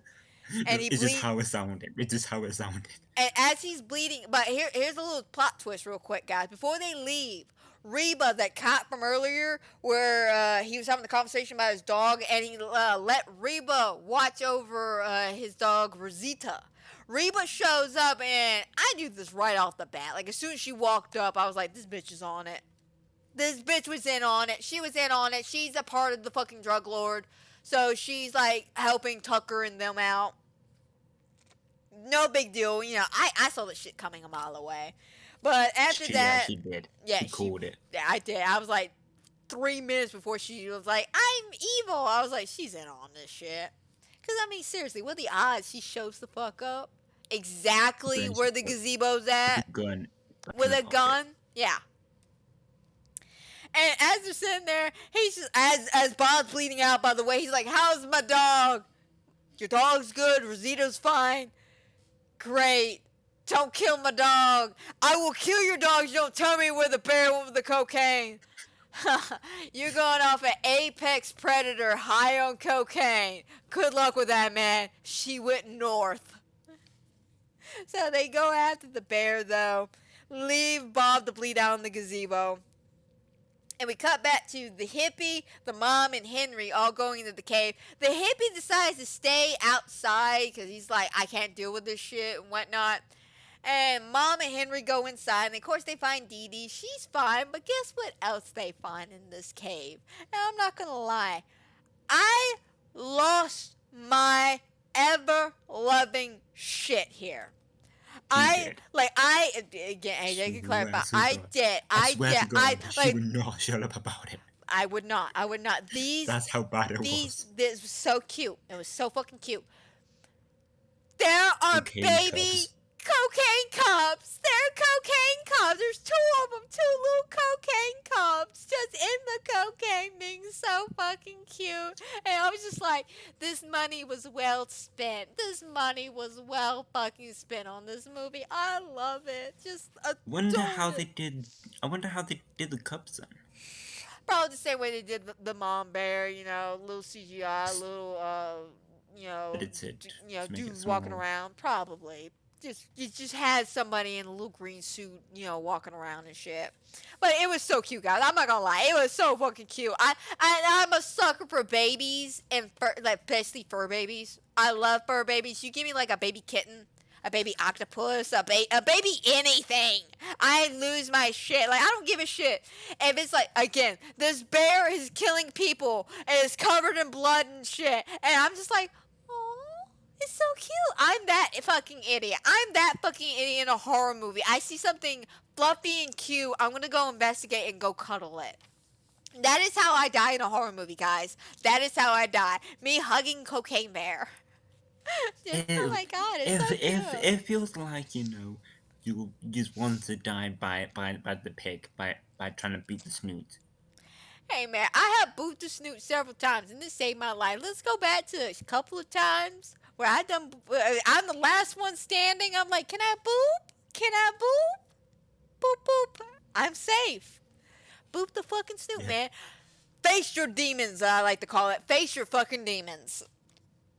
I mean, again, when it comes to DVD logic, what am I supposed to do? Okay, we got 3 generators left, and I'm the last one standing. What do you want me to do? Go find hats? That shit ain't fun anymore. Like, I'm sorry. I did the find hat scenario. I did that for years and years. Just get hats. After a while, it's not fun anymore. So yeah, I'd rather just go meet with the killer for a little while. Go have some fun. I don't give a shit if I die or not. It's a game. Was it the spirit? Literally, I told you to go and look for the hat, and boom, it was right there. It could have been spirit. It could have been anything. Yeah. Like, it really could have been anything. I've done it so many times, especially playing DVD with you, man. I've done it so many times. For some reason, I don't know why, for like a while, I was the last one standing out of our group, and I just fucking went with it. I was the least favorite. From every killer. The doctor. Straight after me. They just tongue your ass, man. The doctor, the bloody Bubba. No. Bubba, if it's Bubba, he finds me first. I don't know why or how Bubba always finds me, but Bubba always finds me first because Bubba likes me. And it's never a basement Bubba. It's the sad part. The basement Bubba, I always get so discouraged when I get hooked by a Bubba and he doesn't insidious camp me. I'm just like, You just I remember a shame. Bubba Tea-based company. What there was remember one that there because- was one Bubba, and I threw an entire party for this, but I shit you not, guys, y'all look it up. It's on my DVD playlist on YouTube. There's a match where I get Insidious Camp by Bubba in the basement of Dead Dog Saloon, and I throw an entire party, and I have a song. It's called Basement Bubba Party, and it goes boom, boom, boom, boom. It's a Basement Bubba party. It's a Basement Bubba party. Let's go, Bubba. Hello, Bubba. Come on, Bubba. Hook me now. Basement Bubba party. You know, such stupid ass shit. But yeah, I did a whole dance number musical for this Bubba. Yeah, I'm having a good time. And then fucking Jay comes out of nowhere and comes saves my ass out of the basement. I come running off. And I want to say what was going on was Bubba was trolling us. Because Bubba, as soon as I got out of the basement, instead of, tunneling me or coming after me at any form or fashion, Bubba went to where my item was, which was on top of the saloon, waited for it because it was almost up. I didn't go for it. It was a fucking med kit. Who cares? It was fucking med kit. But I went to a generator and just stayed away from Bubba. And Bubba went to my item and I realized when I wasn't coming back for it, went to somebody else. So I'm pretty sure Bubba was just trolling us. But the point is, I had a good time hanging out with Bubba in the basement. But there has been so many best times the what me and Amanda had, and I can remember a lot of it. Oh yeah. But we digress. So after we see the cute baby cubs and shit, we have our cute little baby cub moments. We cut back to a little bit of a mini flashback of them finding, I'm assuming, the hippie guy's body outside the cave, because the drug people are already coming in and they're talking about them finding the body and shit. And as they're going in, of course, Tucker, the rifle guy, finds one bag of the cocaine, grabs it, and goes, all right, guys, there's got to be more cocaine, so we got to go in this. And Reba's like, no, I ain't doing this anymore, okay? There's a very angry bear on cocaine in this cave. I ain't doing this. So she tries to walk off, and Tucker's like, oh, hell no. Shoots about the shooter, and fucking David steps in front of her and kind of blocks the shot so Reba can walk out. We don't see her for the rest of the movie. So at that point, Tucker, David, and the kid all decide to go get the cocaine that's in the cave. The mom, Dee Dee, and Henry are already further in the cave with the bear cubs, by the way. They're with the bear cubs, being super fucking cute. And they're running through the waterfall, and of course there's nowhere the mom and the kids can go, nowhere the bears can go, and the drug guys see a bag of cocaine still like hanging on a branch or something, and they see the mom and them, and they put their guns, and they're like, all right, no one's going anywhere until I get my cocaine. And of fucking course, this scene, I'm not gonna lie, this scene made me root for the bear. It made me root for the bear. So, this asshole, Tucker, is reaching for the cocaine, right? And of course, the little bear cubs who are all doped up on cocaine want some of that cocaine too. So, little bear cubs being super cute and adorable are trying to get the bag too. And Tucker, being a douchebag, proceeds to kick them and hit them with his fucking rifle. Right? He proceeds to hit them with his rifle. And I'm like, bro, don't you do that. Don't you fucking do that, because mama's going to get pissed. Mama got pissed. So we have this scene, right? He's hitting the fucking baby cubs. And while they're doing this, of course, they're asking the kids, who are you? What are y'all doing here and shit? And Henry, God bless this kid, love this kid, just go, my name is Henry, and I'm fucking tired. A rebel. Fucking love that kid though. Just fucking love. Like he's me through and through. That would be me in the middle of this whole situation. Just, what are you doing here? My name's Amanda, and I am fucking tired, man. Okay, I've been running through these woods. There's a cocaine bear actively chasing me. I'm tired. Okay, I'm tired. I would be exact same.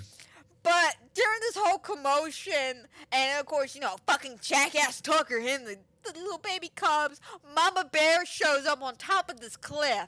Like, she's balling. Like, she's fucking balling, right? She sees this shit, and of course, Mom, Henry, and Dee Dee are like, we ain't involved in this shit. We gotta jump. So they fucking jump off this cliff and, off this waterfall into this water. And the Mama Bear comes down and has Tucker in the corner. David and the other kid that's with them, they end up, getting on the other side, and they end up proceeding to jump. And Tucker, for some fucked up reason, decides to fight Mama Bear, pushes Mama Bear off the fucking balcony, and she falls down. Of course, she hits her back. She's on the edge of the waterfall, just sitting. Didn't he shoot her? I can't remember if he shot her or if he just hit her. It was definitely a shot. Was it a shot? Because I remember seeing like a bullet case when she got back up and dropped from her. Oh, okay. I just remember he hit her or did something, but the point is she fell off the waterfall. But if he shot her, he shot her. But he shoots her, she falls off the waterfall, and he proceeds to grab the cocaine. And when he does, of course, the baby cubs are like clawing at his ankles or whatever. He's like, all right, you little shits, go fetch. And he throws a brick of cocaine, and the brick hits the side of the waterfall and it tumbles all the way down, landing in the face of the mom. And for some reason, this cocaine gives her extra lives. So it hits her in the face. She wakes up and she stands up, crawls all the way up this waterfall, and proceeds to beat the ever-loving shit out of Tucker. I'm not even lying. Like, she comes up. I don't blame her. I don't blame her either. You fuck with my baby cubs, I'm gonna beat your ass too. But she proceeds to beat the fuck. I'm talking about she takes a claw, right, and claws the shit out of his guts. I'm talking about just, and his intestines are coming out as he collapses to the ground. And the little baby cubs, being so cute, come up to him and proceed to grab his intestines and pull them out, playing with them and shit. Just being so cute and adorable. And I know I'm fucking weird. I'm talking about how cute baby CGI bears are pulling out a man's intestines. I know. I'm weird. But the guy ends up dying because of this bullshit. And we see, everybody else is okay. David's fine. The other kid's fine. The fucking mom, Dee Dee, Henry, they're all fine. And, as they're, walking out, Mom and Dee Dee and them, they're talking, hey, I'm sorry, I tried to throw this guy on y'all, because, again, earlier in the movie, the mom, was supposed to paint the waterfall with the daughter, and she was like, no, we're gonna go see the boyfriend do his concert instead, all this shit, so she's apologizing for that. And of course, Dee Dee's like, it's okay, Mom, I love you, it's fine. Henry's like, oh, I love you too. I don't even know what Henry's relationship is to this woman, but, even the mom's like, I love you too, Henry. This is a close friend. Still, though, she's like, I love you too, Henry. Like, you're my own son, I love you as well.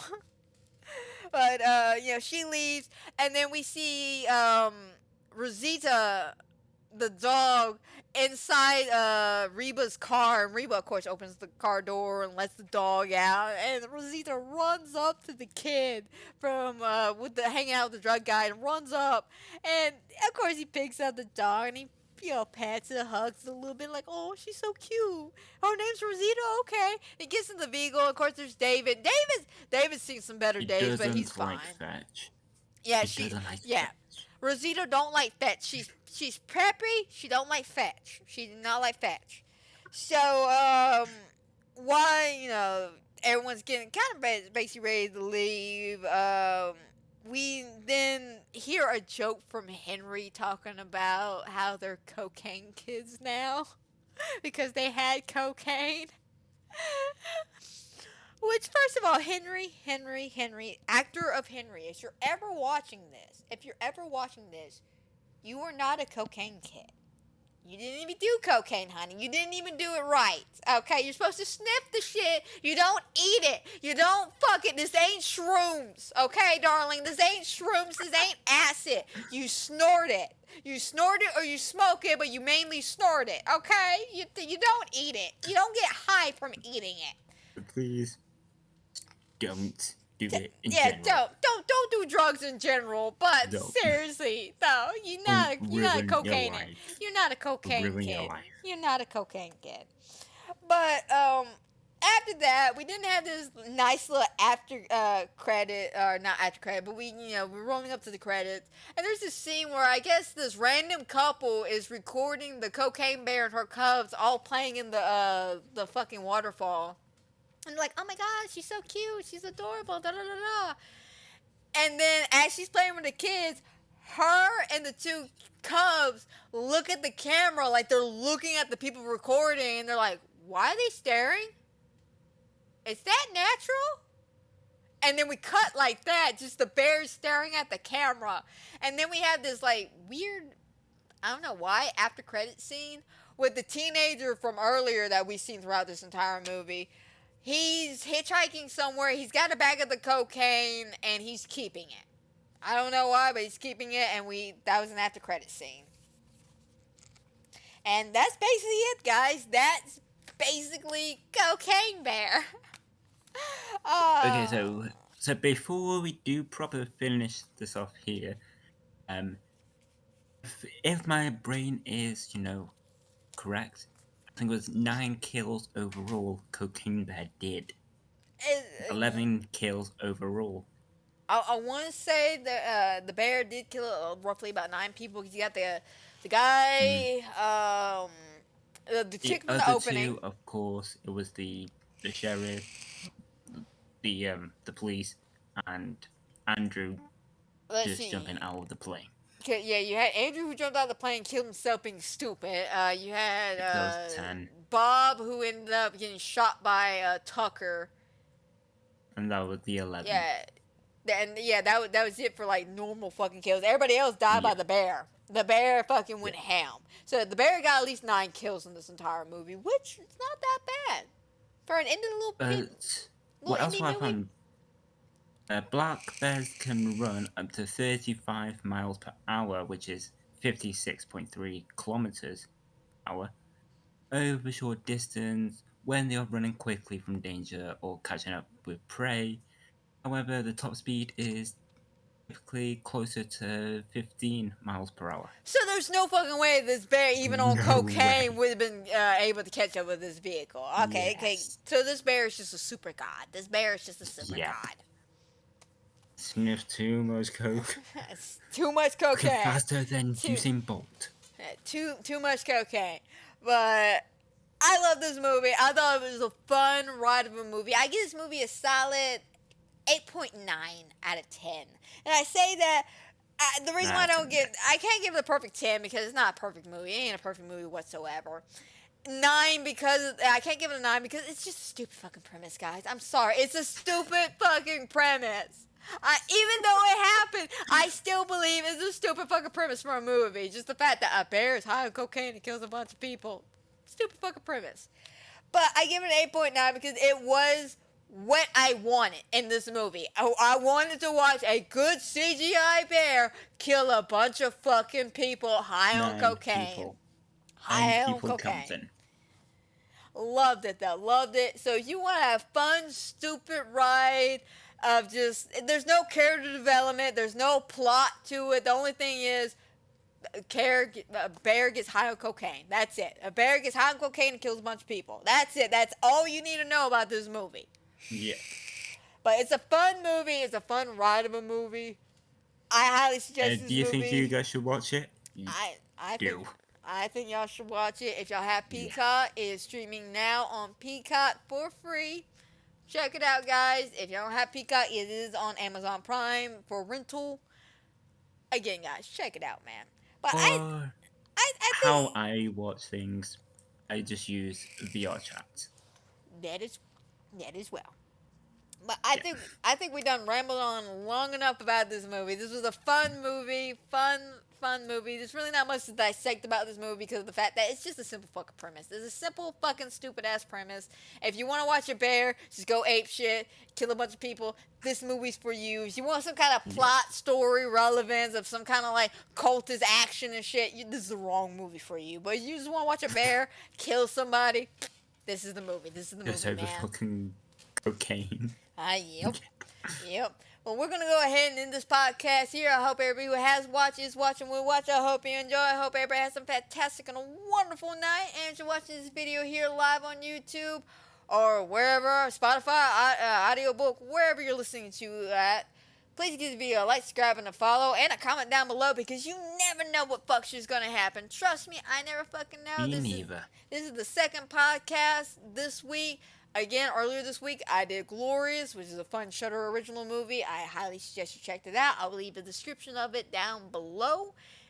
If not, I got other movies. I got tons of I think I got a couple of TV shows, mainly The Haunting of Hill House. I have a couple of game compilations, such as comparisons of Resident Evil 4 to the remake. Jack Frost. I got Jack Frost, Gremlins. I got it. I still got plenty of movies to go through. But that is a story for another day. So until then, my friends, y'all take care.